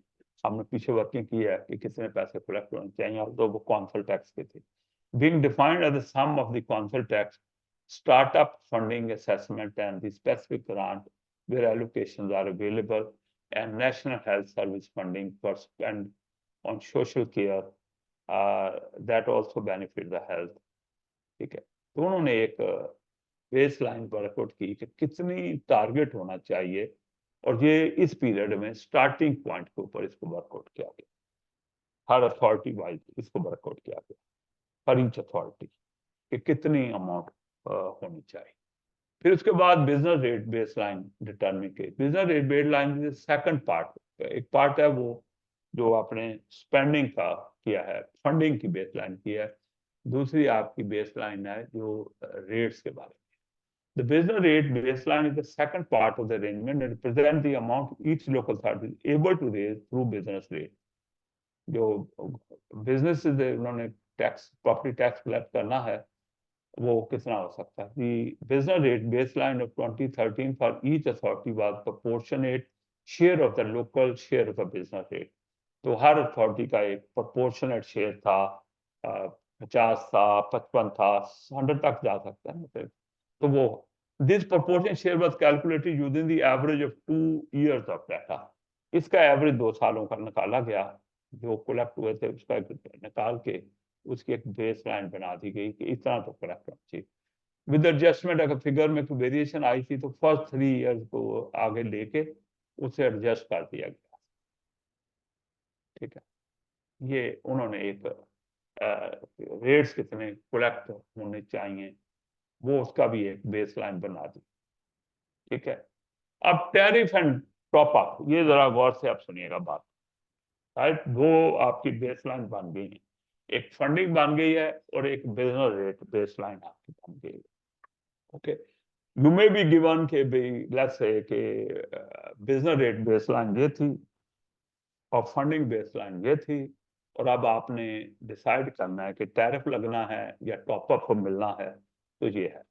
To make sure that no authority is worse off at the point of transition from old system to new one, each authority has the funding to adjust its business rate baseline to the funding baseline. This is just known as tariff and top up।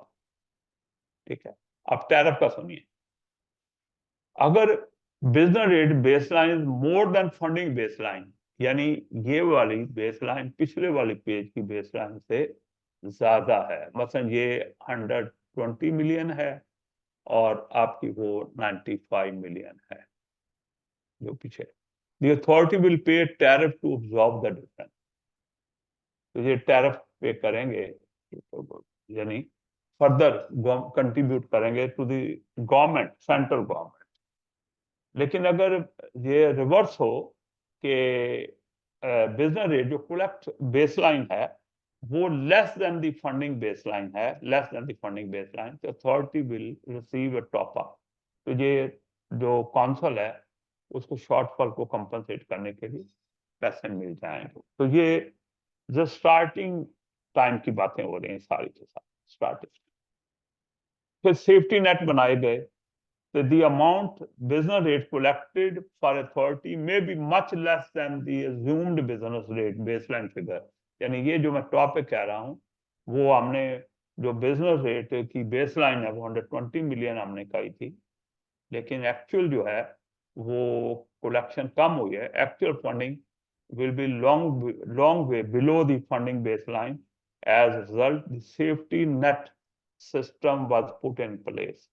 तो ये जो actually collect हुए हैं वो पिछले page पे जो आपकी फंडिंग जिसके में 1990 का है उससे जैसे कलेक्ट हुए हैं 102। ठीक है, मच लेस देन जो बेस रेट थी। और आपकी फंडिंग जो है, तो ये बात जो फंडिंग पीछे पेज है, actual funding will be long way below the funding base line, यानी उसकी जो स्पेंडिंग करनी होगी वो कम करनी। Safety net system put in place to limit these losses. तो ये जो लॉसेज हो रहे हैं इसके लिए उन्होंने सेफ्टी नेट प्रोवाइड किया कि वो ताकि उनको कंपनसेशन आ जाए they should not be verse of. तो दिस इज द टर्म, इस पे आपने फोकस करना है बाद में अपनी स्टडी के लिए। एक फंडिंग बेसलाइन है, एक बिजनेस बेसलाइन है, जो कि 2013-14 की फिगर पे बेस्ड आ रही है। और फिर अगर इनमें फर्क है उसी डेट पे, इनमें मोर है लेस है, तो वो टैरिफ पे करने हैं या वो टॉप अप लेना है उस स्टेज पे। फिर going forward year by year की बात हो रही है, तो उसमें ये है कि अगर एक्चुअल टैक्स ईयर का कोलेक्ट जो है वो फार लेस होता है देन दी बिजनेस रेट बेसलाइन फिगर, जो ये नंबर टॉप पे डेवलप होती है, तो फिर आपको एक्चुअल फंडिंग में भी कम करने, एक्चुअल फंडिंग में स्पेंडिंग जो है वो आपको कम करनी पड़ेगी। ओके, तो इनको जरा लेवीज है, ये भी उससे अगली बात है, लेवीज जो तो है। एक question can I ask sir, ये पिछला जो टॉपिक जी रहा प्लीज, सर, जी प्लीज। सर इससे जो समझ लगी है नाम इसका सर फंडिंग बेसलाइन है, फंडिंग बेसलाइन, लेकिन प्रैक्टिकली वो कह रहा है कि how much you can spend, so it's like वो हमारा एक्सपेंडिचर का रिक्वायरमेंट कितनी है, रिक्वायरमेंट कितनी? रिक्वायरमेंट ऑफ एक्सपेंडिचर है। जी जी, और रिक्वायरमेंट। और ये business is like how much you can earn, उसकी बेसलाइन जी का जी जी दोनों बिल्कुल, का डिफरेंस। जी हाँ बिल्कुल सही, बिल्कुल सही। Okay sir, okay sir, thank you sir. ठीक है, यानी वहां वो ग्रांट शांट से पैसे निकाल के कितनी स्पेंडिंग आपकी होनी चाहिए, बिजनेस रेट पे डिपेंडेंट होनी चाहिए आपकी ना, पिछले पेज पे हमने ये डिटर्मिन किया। तो आप बिजनेस रेट की फिगर वर्कआउट हो गई, अब उस पर टैरिफ एंड टॉप अप आ गए, फिर सेफ्टी नेट आ गया।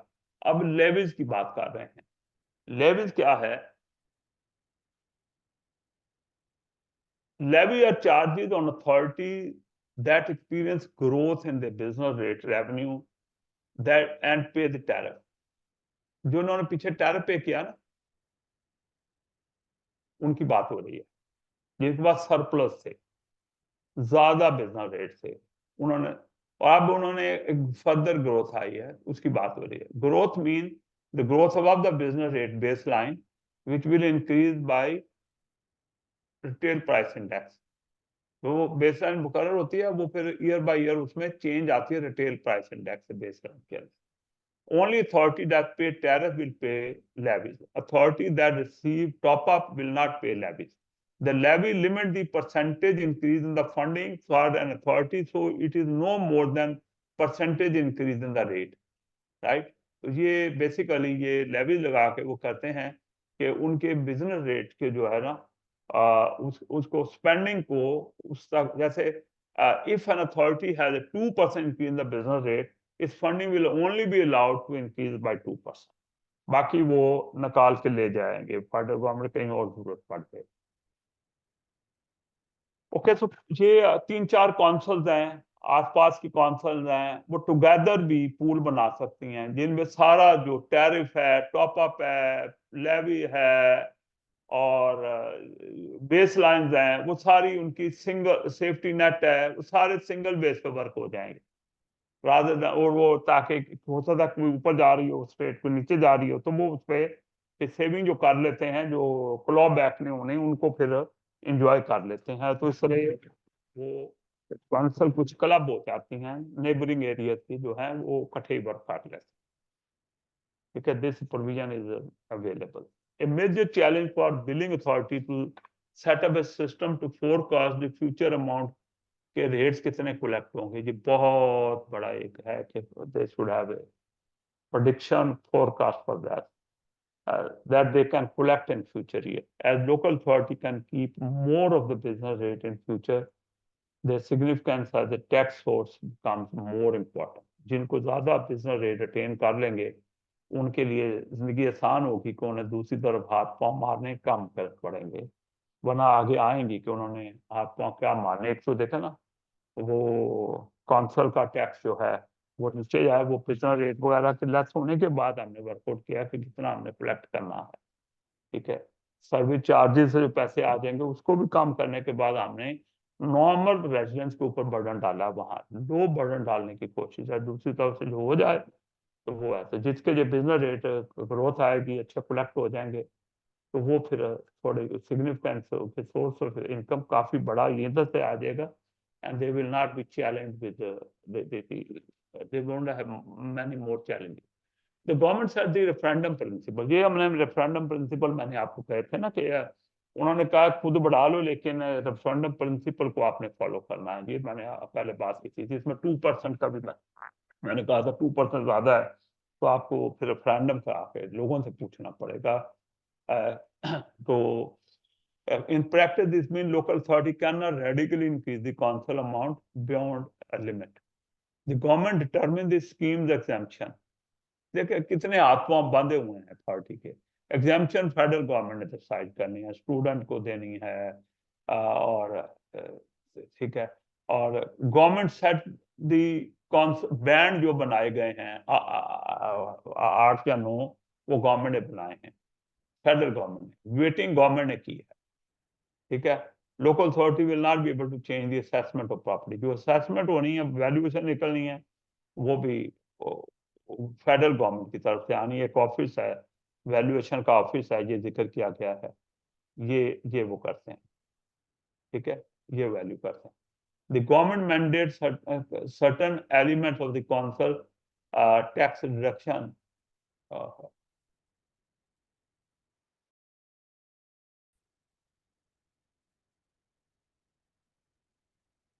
Okay okay, so council mandates certain level of council tax reduction scheme which reduces the flexibility of local authority. ठीक है, उन्हीं के पास है कि आपने किस हद तक काउंसिल टैक्स में रिडक्शन स्कीम देनी है। वो कहा था ना 10% सेविंग होगी, फिर वहां से आ जाए। ठीक है, तो and impact of the council tax base, so the valuation of non-domestic performed by this agency, not by local authority. Limited circumstance में लोकल अथॉरिटी उनको चैलेंज कर सकती है वैल्यूएशन में, right. Not every valuation can be challenge, certain factor से फर्क हो तो फिर वो होता है। तो रेट मल्टीप्लायर जो है कि कितने पेंस पर पाउंड लेना है, ये भी गवर्नमेंट ने सेट करना है, सेंट्रल गवर्नमेंट ने, can not be changed by the local authority and many of the discount and exemption for the business rates are set by the government and cannot be changed by the local authority. Local authorities are constrained in their ability to invest in commercial property. ये भी उन्होंने कहा है कि commercial property पर profit आप, ताकि उधर से इनकम आ जाए, आर टू इंक्रीज फीस और चार्जेस। ठीक है, as a alternate source of income. तो ये भी फीस एंड चार्जेस के ऊपर भी है कि वहां भी लिमिट्स हैं कि किस हद तक आप फीसेस से चार्जेस कर, किस पे सर्विस पे नहीं लगेगा, चार्ज होगा, ये कुछ हद तक फेडरल गवर्नमेंट ने भी अपने पास रखा। तो ये समरी आ गई है वापस जो हमने डिस्कस किया है कि ये नॉन डोमेस्टिक टैक्स रेट जो है, ये बिजनेस रेट इसको पहले कहते थे, ये इंग्लैंड में इस डेट को आया है।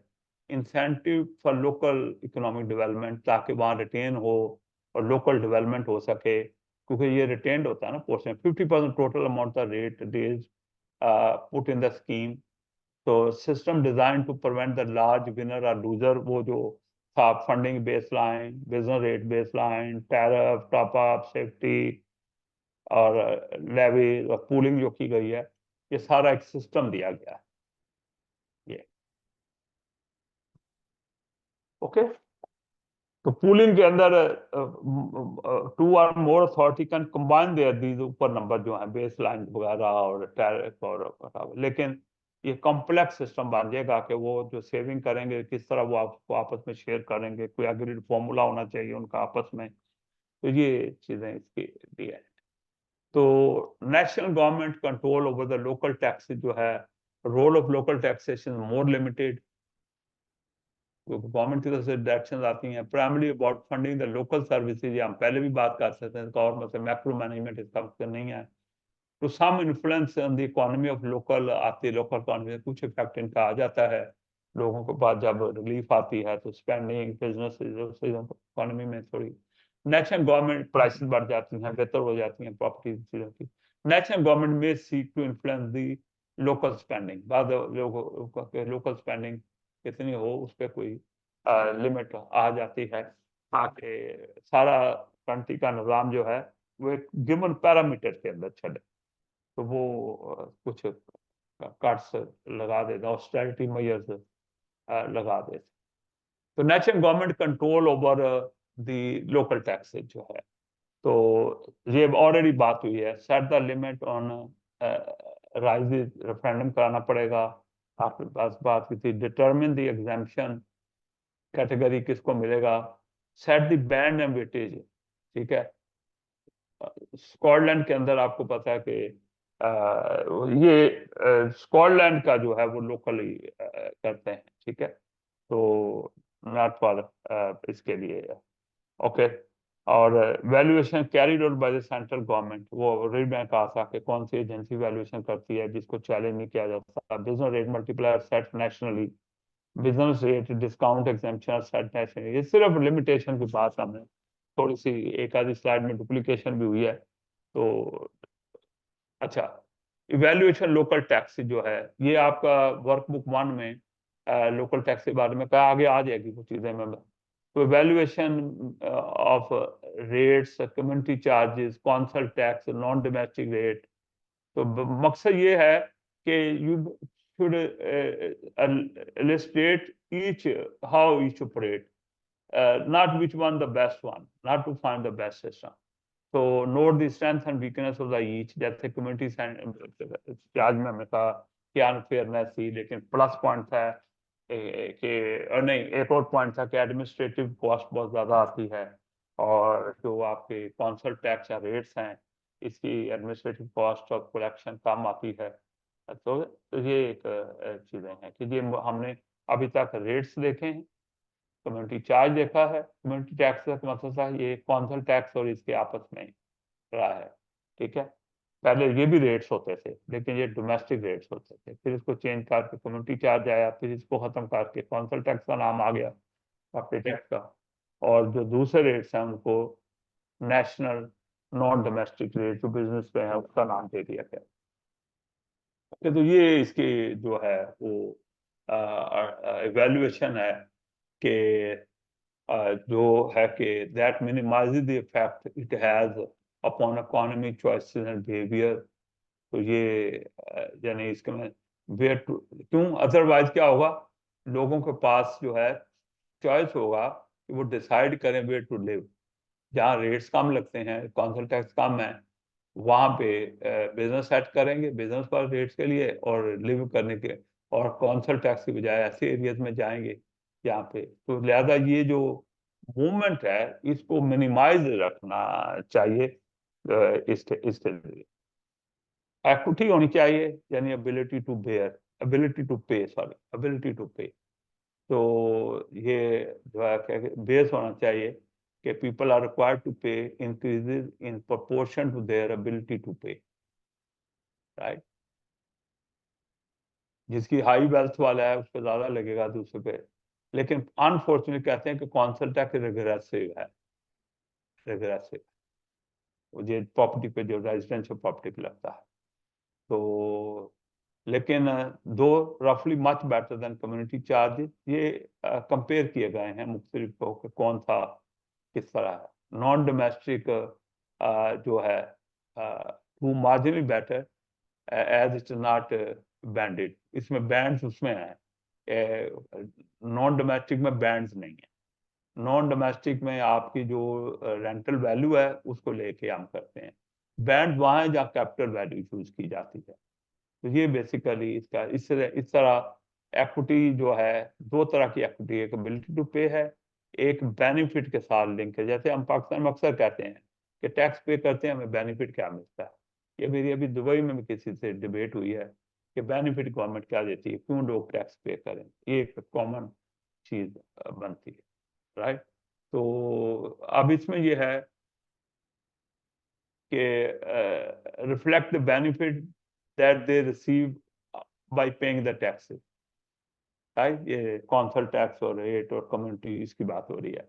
Community charge would probably have a scored the best here, right, क्योंकि वो उस पे था बेस पे कि उसको जो बेनिफिट मिल रहे हैं इंडिविजुअल बेस पे बेनिफिट ले रहा है बंदा, राइट, हाउस बेस पे नहीं ले रहा। एक हाउस में 5 लोग हैं तो 5 का कम्युनिटी टैक्स पे कर, राइट, क्योंकि 5 को बेनिफिट मिल रहे हैं।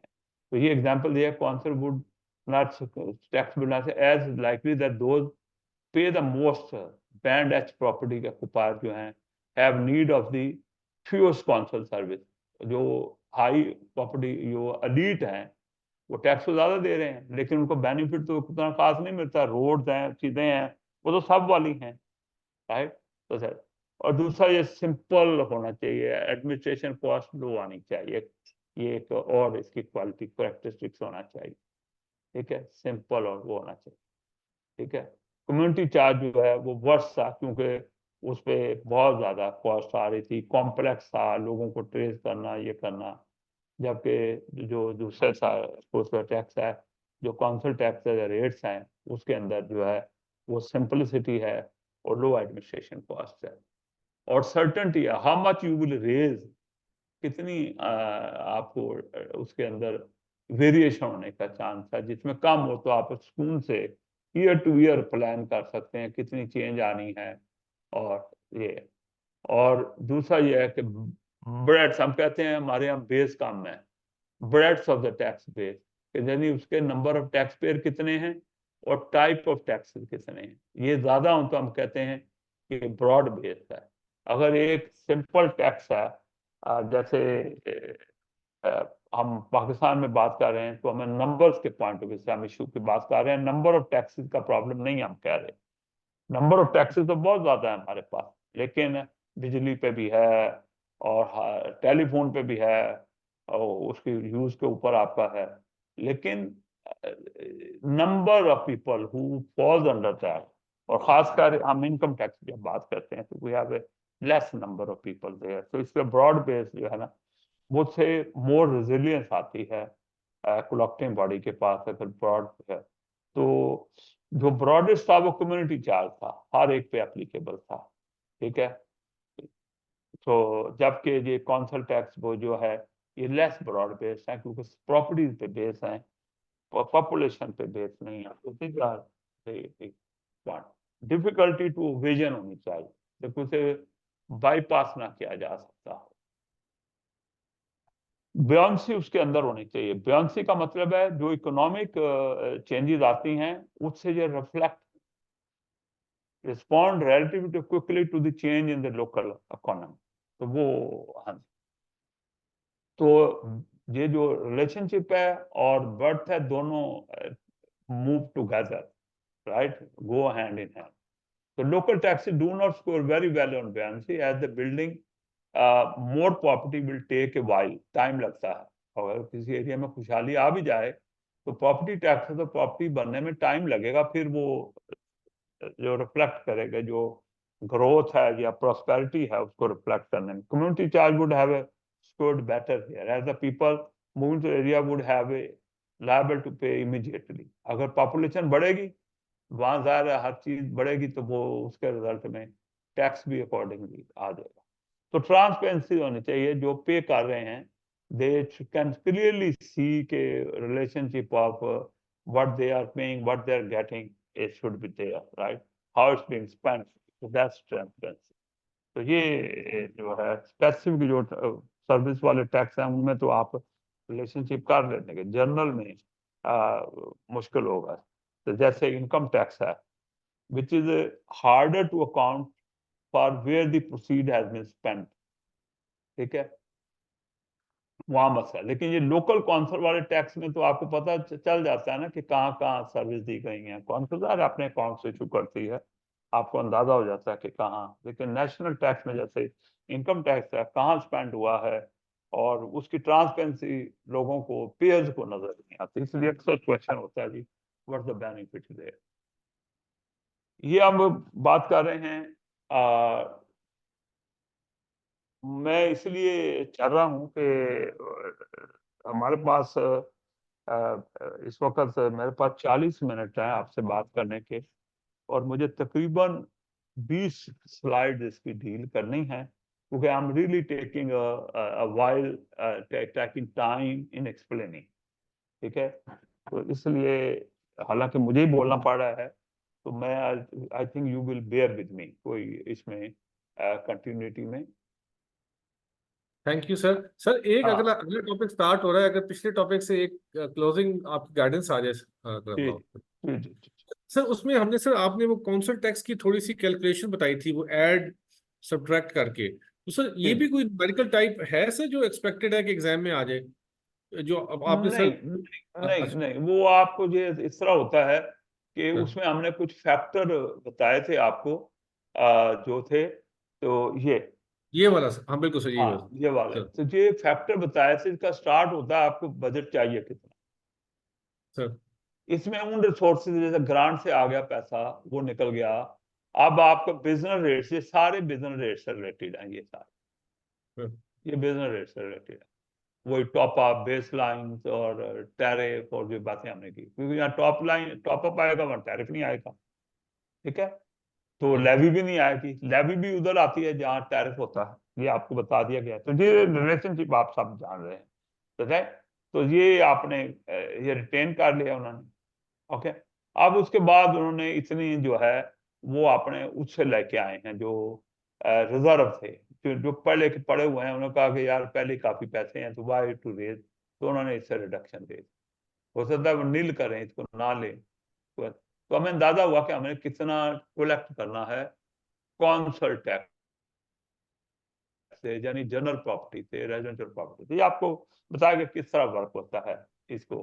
तो फिर वो बैंड आपने देखे थे, तो बैंड का अंदाजा है कि वो बैंड एक जो था वो वही सारा चल रहा था।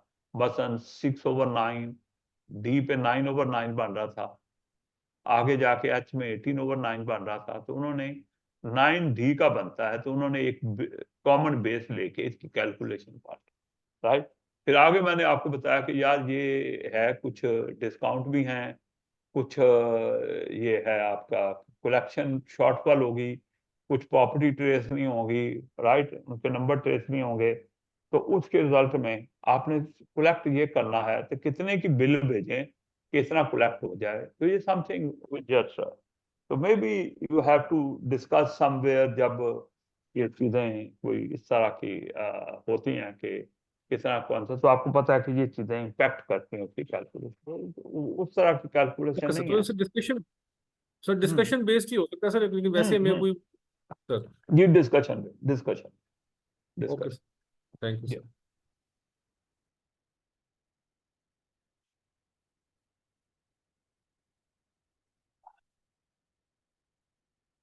अच्छा जी। अब तो ये देखें, ये टोटल कंपनी के उसके एक काउंसिल के, या एक प्रोविंस के, या एक डिस्ट्रिक्ट के, या एक काउंटी के, ये टोटल एक्सपेंडिचर है। तो उसमें से कोई ग्रांट से आता है, कोई सर्विस से पैसे आते हैं, कोई गवर्नमेंट से शेयर आता है। तो अब ये जो है ये उन्होंने लोकली रेज करने हैं। लोकली रेज कैसे करते हैं? लोकली दो तीन तरीकों से रेज करते हैं। एक वो लोकल टैक्स, कौंसल वगैरह, और दूसरा सर्विस चार्ज। ये मेन दो चीजें हैं, right.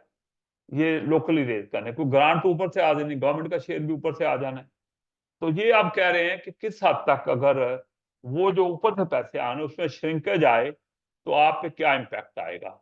Where there is a very high percentage local authority expenditure funded by the government grant और government share, any reduction in that share have a disproportionate effect on the spending.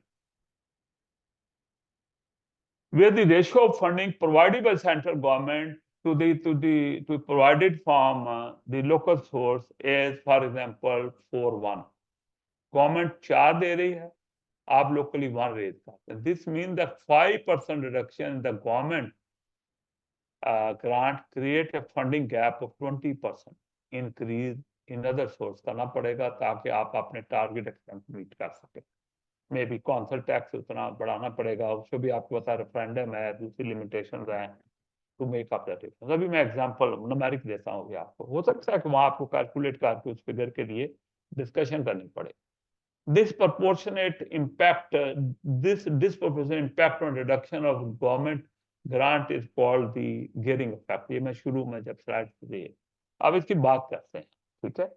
बात इसमें एक message आपको दिया गया है, ये वाला, ये मैसेज दिया गया कि जब आपका हाई प्रोपोर्शन होगा तो उस वक्त आपको गियरिंग इम्पैक्ट ज्यादा होगा, ठीक है।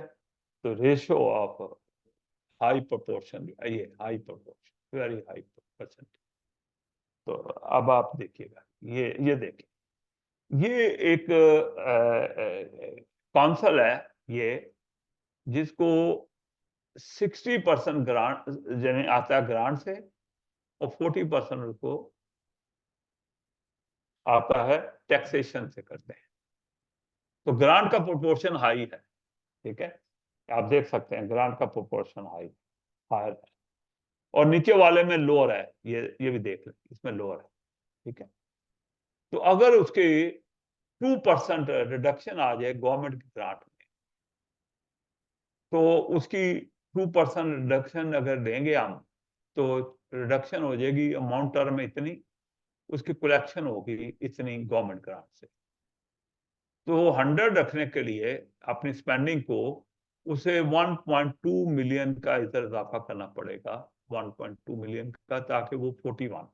अब ये 1.2 मिलियन का जो इजाफा किया उसने ओवर दी 40 मिलियन, ये परसेंटेज में कितना बनता है, ये 3% बनता है, राइट। तो यू कैन सी दैट कि क्योंकि हाई प्रोपोर्शन है, तो उसकी जो ग्रांट में कमी आ रही है, थोड़ी कमी को उसको ज्यादा लोकल टैक्स रेज करके पूरा करना पड़ेगा, ओके। अदरवाइज भी देख लीजिएगा अभी आप।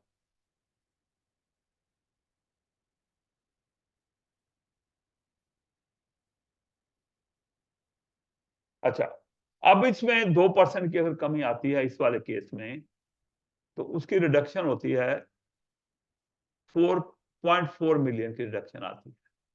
तो यानी उसकी जो कलेक्शन होगी ग्रांट से वो इतनी होगी, और उसको दूसरे सोर्स से जो है वो 80 की बजाय 80.4 करना पड़ेगा। तो अब 0.4 जो है डिवाइडेड बाय 80 मिलियन इनटू 100, ये 0.5%, not even 1%।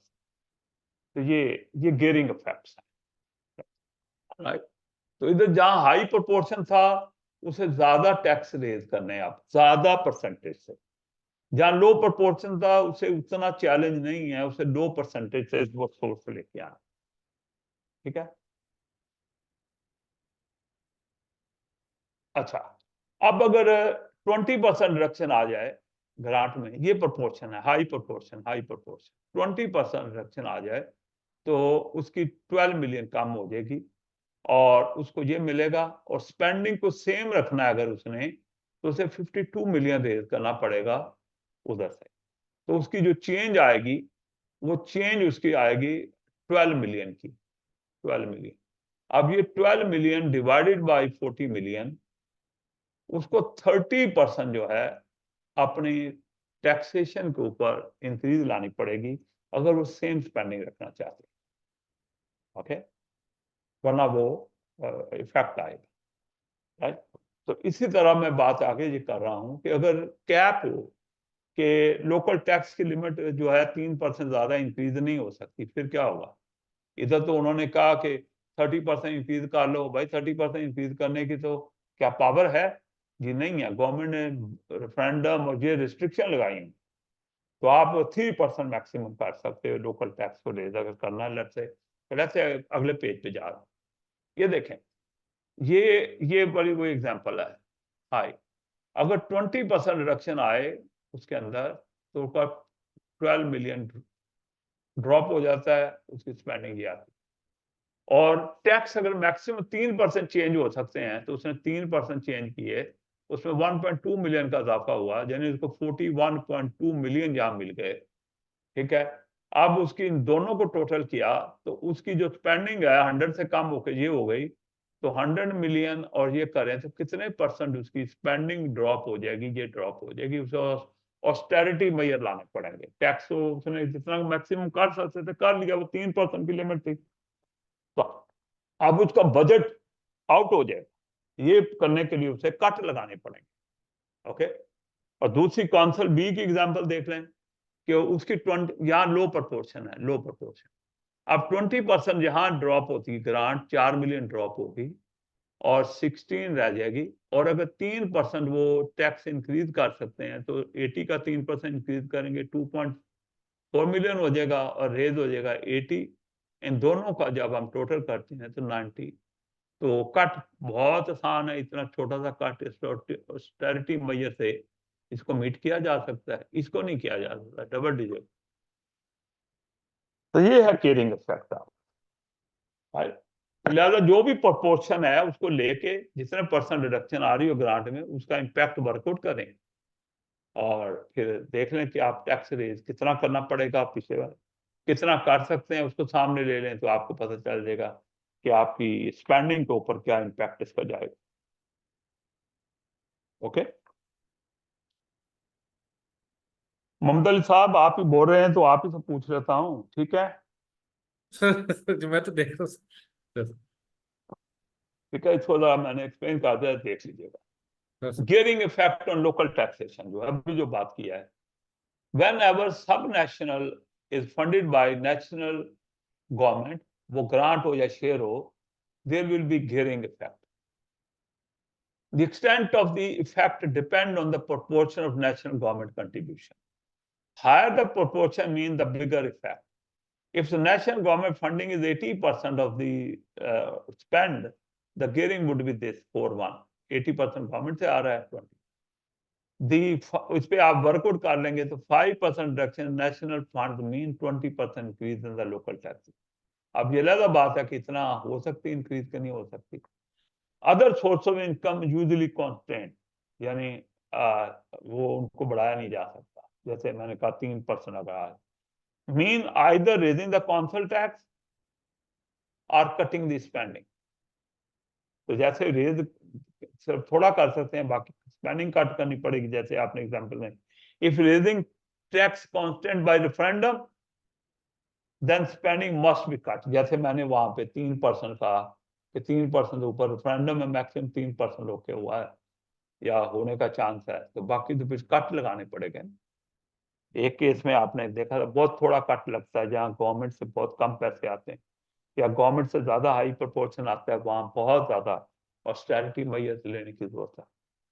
Okay, the grant and financial management. अच्छा, ये फाइनेंशियल मैनेजमेंट जो है ग्रांट के केस में बहुत जरूरी क्यों है?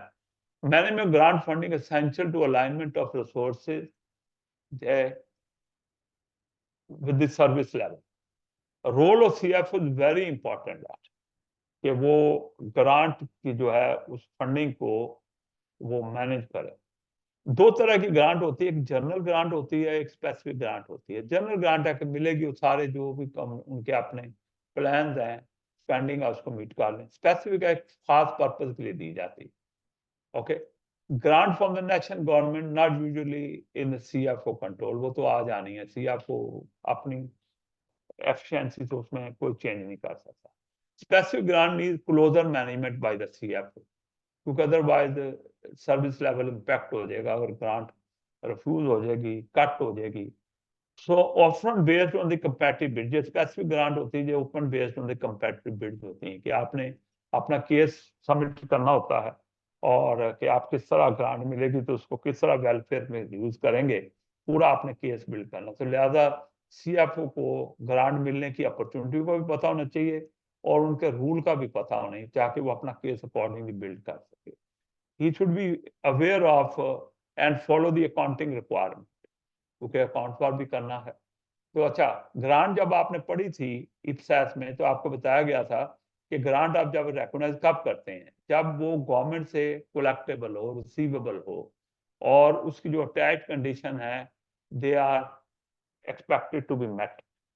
तो फिर इन दो कंडीशन ये दो हों तो फिर ग्रांट आपको जो है वो रिकॉग्नाइज कर सकते हैं, अकाउंट्स में ला सकते हैं। तो इसके लिए एडुकेट एविडेंस चाहिए दोनों एरिया में आपके कि ये कोलेक्टेबल है और कंडीशन अटैच जो है there will be there that will met. तो फिर इसकी monitoring and reporting of the outcome of grant जो है वो डोनर्स को आपने ये शो करने हैं। तो ये सीएफओ का काम है कि जो ग्रांट से एक्सपेंडिचर हुए हैं उनकी पूरी मॉनिटरिंग हो, वाइजली स्पेंड हो, स्क्रूटिनाइज किया जाए, फिर उसकी केपीआई या उसकी जो परफॉर्मेंस मॉनिटरिंग और रिपोर्टिंग, तो ये CFO का रोल है।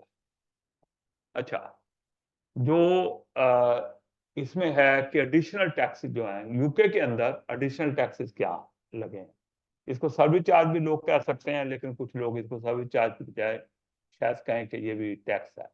जैसे लंदन के अंदर मैंने एग्जांपल दी थी, कंजेशन चार्ज लगा हुआ, लंदन उसके आउटर एरिया कुछ जो है ना उनको शामिल करके, तो उन्होंने कहा कि अगर सुबह एक टाइम से लेके शाम के एक टाइम तक, जैसे maybe 6 o'clock to 6 o'clock, morning to evening, अगर कोई जो वो एरिया आइडेंटिफाई हुआ हुआ उसके अंदर ड्राइविंग करेगा, तो उसको लेवी लगेगी, जिसको कंजेशन चार्ज कहते हैं। कुछ लोग इसको यूजर चार्ज कहते हैं, ये तो उन्हीं पे लगी ना जिन्होंने यूज की रोड, और कुछ लोग इसको कहते हैं ये टैक्स है, राइट। तो ये एक इस तरह वेल्स में as at 2022 is considering to give a local authority power to introduce visitor levy. This would be a small charge paid by the people staying overnight in commercially let accommodation, जो है hotels हैं, motels हैं, right, guest houses हैं। तो the levy would raise new money for local community, which would be reinvested in the local areas, help keep the village beautiful, improve the beauty and landscaping of the village. Scotland के अंदर also consulted on a transient visitor levy, ये भी apply levy on the visitor, और इसका मकसद ये है कि टू प्रमोट दी टूरिज्म वगैरह जो है उसको एनहांस किया जाए। तो ये अभी बुक में आपको लिखा हुआ था, दिसंबर 22 तक अभी इंट्रोड्यूस नहीं हुई, फिर मैंने इसको उधर निकाला तो वो मुझे पता चला कि ये 2024 में इंट्रोड्यूस कर दी गई है, और ये इनटू इफेक्ट जो है स्प्रिंग 2026 में आ जाएगी, ठीक है, ये विजिटर के ऊपर जो लगाया गई है। तो ये एडिशनल टैक्सेस है। अच्छा, उसके बाद आपका नेक्स्ट जो हमारा लास्ट एरिया बन रहा है वो है अदर सोर्सेज ऑफ फंडिंग, जिसमें लाइसेंस एंड रॉयल्टीज हैं, क्राउड फंडिंग है।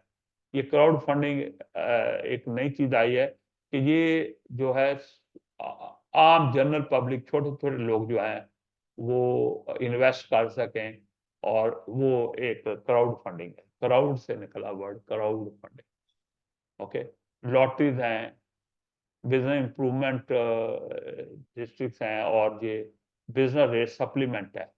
ये बिजनेस रेट सप्लीमेंट क्या है, तो नॉर्मल बिजनेस रेट होते हैं, एक एडिशनल लग जाता है टैक्स, लोगों ने पे करना है, बिजनेस बड़े बिजनेस पे करते हैं। ओके, तो ये बिजनेस इंप्रूवमेंट डिस्ट्रिक्ट जो है ना, ये सप्लीमेंट, ये चीजें डिस्कस करते हैं।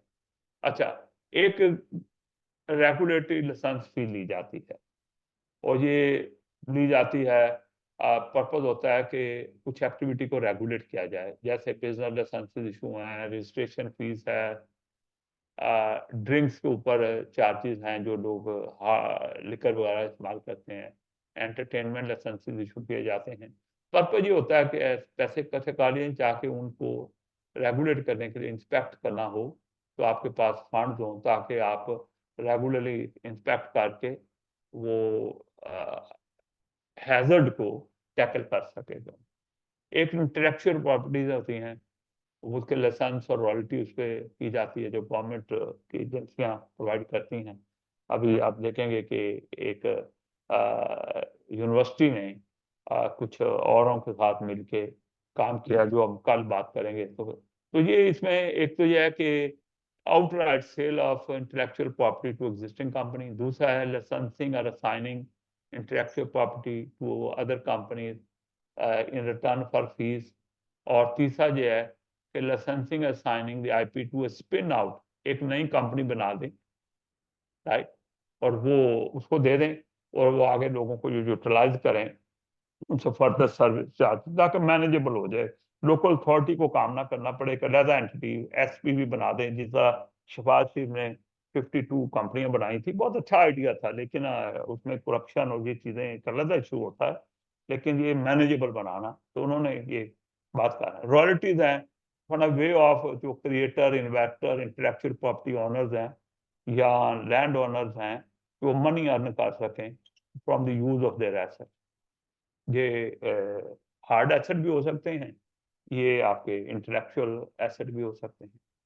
तो इसमें एग्रीमेंट और लाइसेंस साइन किए जाते हैं, उसके बदले में थर्ड पार्टी जब यूज करती है तो वो काउंसिल को और वो गवर्नमेंट को, लोकल गवर्नमेंट को, सब नेशनल गवर्नमेंट को रॉयल्टी आ जाती है। ये एक एग्जांपल जो मैंने कहा है कि अभी कहा था कि ऑक्सफोर्ड यूनिवर्सिटी ने, और ऑक्सफोर्ड यूनिवर्सिटी हॉस्पिटल है, उनकी एक फाउंडेशन है, उन्होंने मिलके एक डायसन कंपनी टेक्नोलॉजी के साथ एक कॉन्ट्रैक्ट किया और उसमें जो डेवलपमेंट करनी है, उसकी जो प्रोडक्शन वगैरह कमर्शियली उसको मार्केट करना है, और इस तरीके से दे would be making invest earning the royalty from that development. तो ये एक जस्ट एग्जांपल जो यहाँ पे आपको मैंने दी है कि रॉयल्टी वगैरह कैसे जो भी रिसर्च वर्क हुआ है, डेवलपमेंट क्रिएट हुई है उसको, ठीक है। तो ये उसी के हैं कि अल्टीमेटली उन्होंने क्या किया, एक पोस्ट क्रिएट किया कमर्शियल डायरेक्टर की, क्योंकि उन्होंने 20 मिलियन जनरेट किया है इन 1920 आउट ऑफ दैट रेंज, ठीक है। तो उन्होंने कमर्शियल डायरेक्टर अपॉइंट किया है जो कि लीडरशिप प्रोवाइड करे इस एरिया में जो जो प्रोडक्ट डेवलप हुई हैं इनको करने के लिए, और फिर कमर्शियल स्ट्रेटजी उसकी डिजाइन करे और इसको लीडरशिप प्रोवाइड करे और कमर्शियल स्ट्रेटजी, ताकि उसको ज्यादा उसमें रॉयल्टी गैदर की जा सके। ये एक ओके। क्राउड फंडिंग क्या है? क्राउड फंडिंग ये है कि जहां जनरल पब्लिक जो है वो फंड करती है नए प्रोजेक्ट को या बिजनेस को।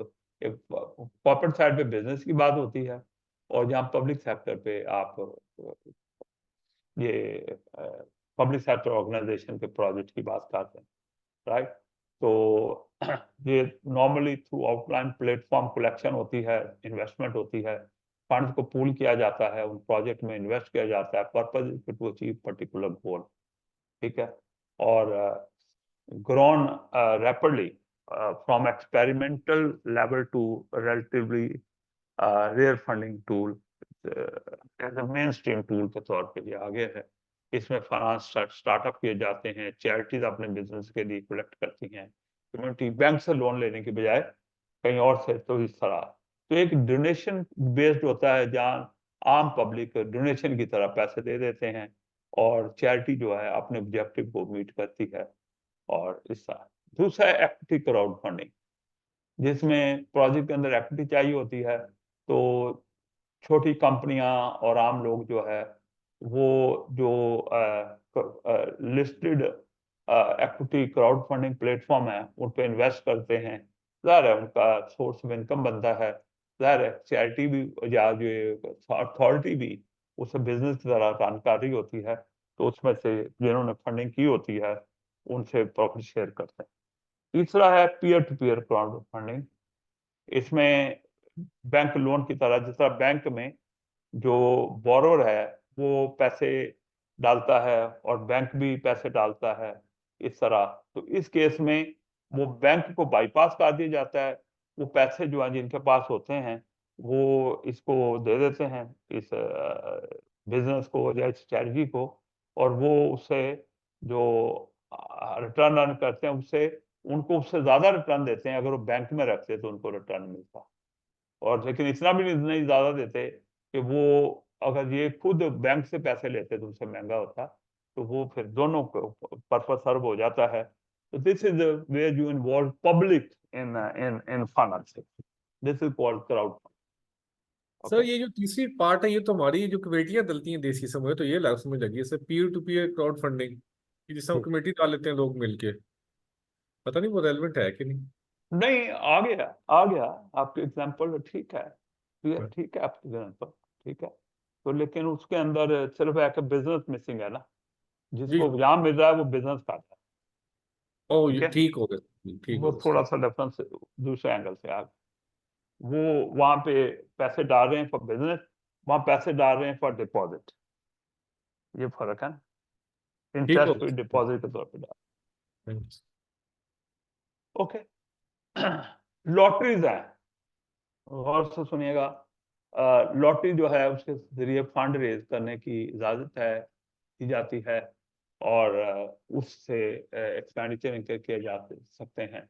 एग्जाम्पल इंक्लूड पार्क की डेवलपमेंट, लेयर सेंटर की डेवलपमेंट, थिएटर वेन्यू की डेवलपमेंट वगैरह। तो उसमें होता यह है कि इससे जो फंड आते हैं उसमें रिक्वायरमेंट होती है कि जो फंड लॉटरी से इकट्ठे हुए हैं इसका 20% प्रोसीड जो है वो कम अज कम जो अथॉरिटी है, जो चैरिटी है, वो अपने स्टेटेड पर्पज के लिए, पब्लिक पर्पज की जो बेनिफिट्स वाले हैं, वैल्यू फॉर मनी वाले प्रोजेक्ट में यूज करे, और 80% जो प्रोसीड है उसको प्राइजेस के लिए और expense to manage run the lottery उसके लिए यूज करे। ये ओवरऑल एक मैंडेट है।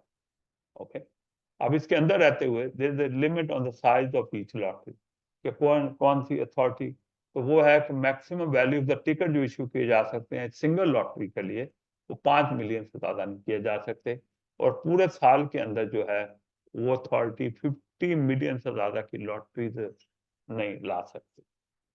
ठीक है, for example New York and the Sherwood district council has weekly lottery, उनके पास है। They raise money for good causes in the district.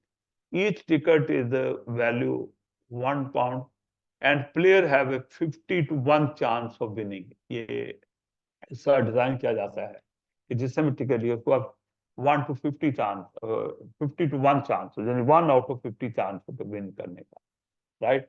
तो ताकि वो बिल्कुल ही ना लोगों के पैसे ही ज्यादा कलेक्ट हो जाएं, और तो इसमें जैकपॉट भी होता है जो बड़ा प्राइज होता है, और फ्री टिकट्स भी होती हैं कि अगली लॉटरी के लिए दे दें, या किसी अम्यूजमेंट सेंटर को एंट्री के लिए दे दें, तो वो आप टिकट देते हैं, जैसे उमरा टिकट दे रहे हैं पाकिस्तान में लोग, ठीक है, समझिए। और या किसी इवेंट की एंट्री की टिकट दे देते हैं। The lottery allocate 60 pence for good causes out of pound, right. 20 की मिनिमम रिक्वायरमेंट थी, वो 60% आ रहा है, और 20 pence इज प्राइस, और 20 pence is running cost and the VAT tax payment, ये कारण है। तो इससे भी फंड्स आते हैं। तो ये बिजनेस इंप्रूवमेंट डिस्ट्रिक्ट जो है ये कैसे वर्क करता है, we are very close to reach a stage. और लेकिन मुझे कल का डाटा मुझे वरी कर रहा है, क्योंकि आज स्टार्ट जनरल भी बातें मैंने की हैं, कल जो है वो नियरली इतना ही मुझे कवर करना है। तो 2003 में local government act allowed the creation of business improvement district by local authority, जो बिजनेस पार्क बना सकते हैं, ठीक है। Allow the funding of additional service और इम्प्रूवमेंट, इसका मकसद क्या है कि एडिशनल सर्विस और इम्प्रूवमेंट जो है ना उसको फाइनेंस किया जा सके by mean of additional levy of on non domestic payer. जो बिजनेस है ना, नॉन डोमेस्टिक पेयर कौन है, बिजनेस सर्विस। लेकिन इफ सपोर्टेड बाय बैलेट, उसका आपने इलेक्शन कराना है या रेफरेंडम कराना है, तो फिर आप ये स्कीम ला सकते। Majority of NDR pair voting by number, and दोनों बाय रेंटल वैल्यू भी मेजोरिटी में हो, बाय नंबर भी मेजोरिटी में, रिक्वायर्ड टू प्रोसीड कि हाँ जी ओके है, बिजनेस इंप्रूवमेंट डिस्ट्रिक्ट स्टैब्लिश किए जा सकते हैं। तो बिजनेस ये जो कलेक्ट हुए हैं पैसे, ये रिंग फेंस्ड है, और इसी पर्पज के यूज होंगे, इनका सेपरेट अकाउंटिंग की जाएगी, सेपरेट अकाउंट पर किया जाएगा। तो रिंग फेंस का मतलब होता है जिस पर्पज के कलेक्ट किए हैं उसी पे स्पेंड करने। BID levy to be offset again the business rate supplement. अच्छा, ये जो पैसे इकट्ठे किए हैं लोगों से, आपने चार्ज एडिशनल लगाया है, राइट, जो पैसे ये कलेक्ट किए हैं इस तरीके से स्कीम के लिए, तो कुछ बिजनेस को बिजनेस रेट सप्लीमेंट देना होता है, उनका उतना वो बिजनेस सप्लीमेंट रिड्यूस हो जाएगा, राइट। अभी देखिएगा बिजनेस सप्लीमेंट की बात करूंगा, लिहाजा जहां जो कंट्रीब्यूट कर देगा, राइट, और वो फिर कंट्रीज भी तो फिर सबको करना है। अगर बैलेट ओके हो गया तो सारे लोग जो हैं they would be contributing to that, right. तो ये नेक्स्ट स्लाइड क्या है, ये बिजनेस रेट सप्लीमेंट की स्लाइड है। ये एन डी आर के प्लस जो है ये सप्लीमेंट सिलेक्टेड लोगों पे लगेगा, हर एक पे नहीं लगेगा। मतलब at present all property with the rental value of 50,000 or less are exempt. इन पे सप्लीमेंट, बिजनेस रेट सप्लीमेंट नहीं लगेगा। तो लिहाजा उस पहले वाले पे BID पे वही लोग जाएंगे जिनको सप्लीमेंट में फायदा मिलेगा। दूसरे भी जा सकते हैं, लेकिन सप्लीमेंट वालों को होता है कि उनका सप्लीमेंट एडजस्ट हो जाए। कि this is discretionary power for highest level local authority to levy business rate supplement on NDR pairs. इसमें NDR पेयर बिजनेस होने चाहिए और उन पे लगा। अपर लिमिट इज 2 पेन से पाउंड, इतना लगा सकते हैं, इससे ज्यादा नहीं लगा सकते supplement. Must be spend on economic development, ये जो है ये इकोनॉमिक डेवलपमेंट के लिए होता है उस डिस्ट्रिक्ट की, उस एरिया की। To fund specified additional project expenditure, ये मकसद इसका। कंसल्टेशन प्रायर टू लेवी करनी पड़ेगी विद द रेलेवेंट पर्सन, ये जिन्होंने ये देना है, जो इन प्रॉपर्टीज में से ऊपर में फॉल कर रहे हैं, उनसे कंसल्टेशन, उनसे कंसल्टेशन। कंसल्टेशन का मकसद और है, रेफरेंडम का मकसद और है। कंसल्टेशन का मतलब है उनको सुनो, उनका व्यू लो, वो कोई अच्छी ऑप्शन दे दें, रेट कम कर रखो, ज्यादा ना रखो, या इंप्रूवमेंट के लिए एक्सपेंडिचर भी रखो, इंटरनल रखो, ये कंसल्टेशन का मतलब। बैलेट में भी नेसेसरी है, ये इस केस में बैलेट नेसेसरी है। where the revenue is expected to fund 1/3 of the cost of the project। किसी भी प्रोजेक्ट की कॉस्ट को इस तरीके से आप फंड कर, उसका 1/3 आप करना चाहते हैं, तो फिर बैलेट करना पड़ेगा। ठीक है। At present all property with RV of this they are exempt। तो ये बिजनेस रेट सप्लीमेंट है, जिन्होंने पीछे वाली पेमेंट की है वो एडजस्ट करा सकते हैं बिजनेस रेट सप्लीमेंट के अंदर। बाकी ये आपने पहले ही देखा था कि उसी तरह ये टैक्सेस का है कि उसकी फाइनेंशियल कॉस्ट कितनी आती किसी फाइनेंसिंग की, फ्लेक्सिबिलिटी इन यूज है, या स्पेसिफिक पर्पज के लिए सब यूज हो सकता है, अमाउंट रेज करने में फ्लेक्सिबिलिटी है, इंक्रीज डिक्रीज किया जा सकता है, नहीं किया जा सकता, एडमिनिस्ट्रेटिव कॉम्प्लेक्सिटी किस हद तक है, कम होनी चाहिए, पॉलिटिकल नॉन पॉपुलैरिटी या वाह होने के कितने चांस हैं, तो ability to use mechanism to meet wider objective जो हैं पब्लिक गुड्स के, उनके लिए हो, किस हद तक आप ओपन होंगे उसके, जैसे आपको भी लॉटरी में लिमिट दी गई किस हद तक आप कर सकते हैं, यहाँ भी लिमिट दी गई कि 1/3 से ज्यादा प्रोजेक्ट कॉस्ट को करेंगे तो फिर आपने बैलेट करवाना है। और failure to acquire full funding expected, जितना आप सोच रहे थे वहां से जनरेट होगा, क्या वो उसमें फेलियर आने के चांस हैं।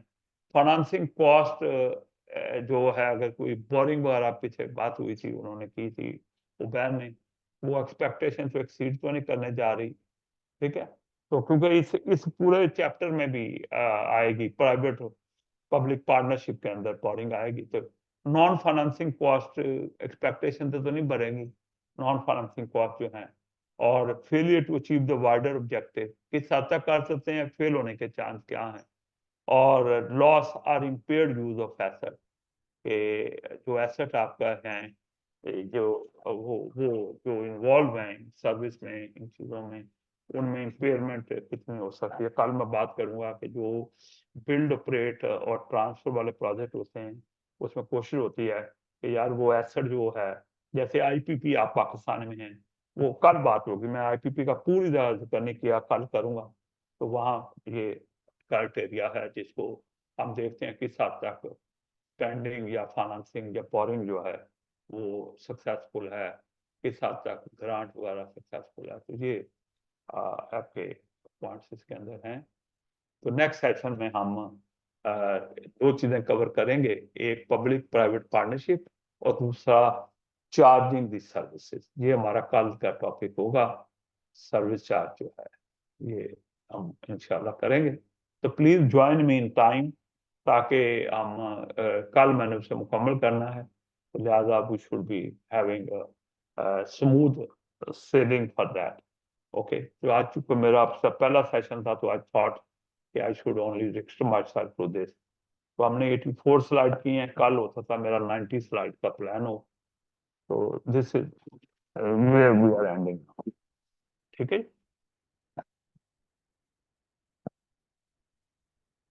मोहम्मद साहब, थैंक यू सर, अल्लाह हाफिज सर। चले तो बस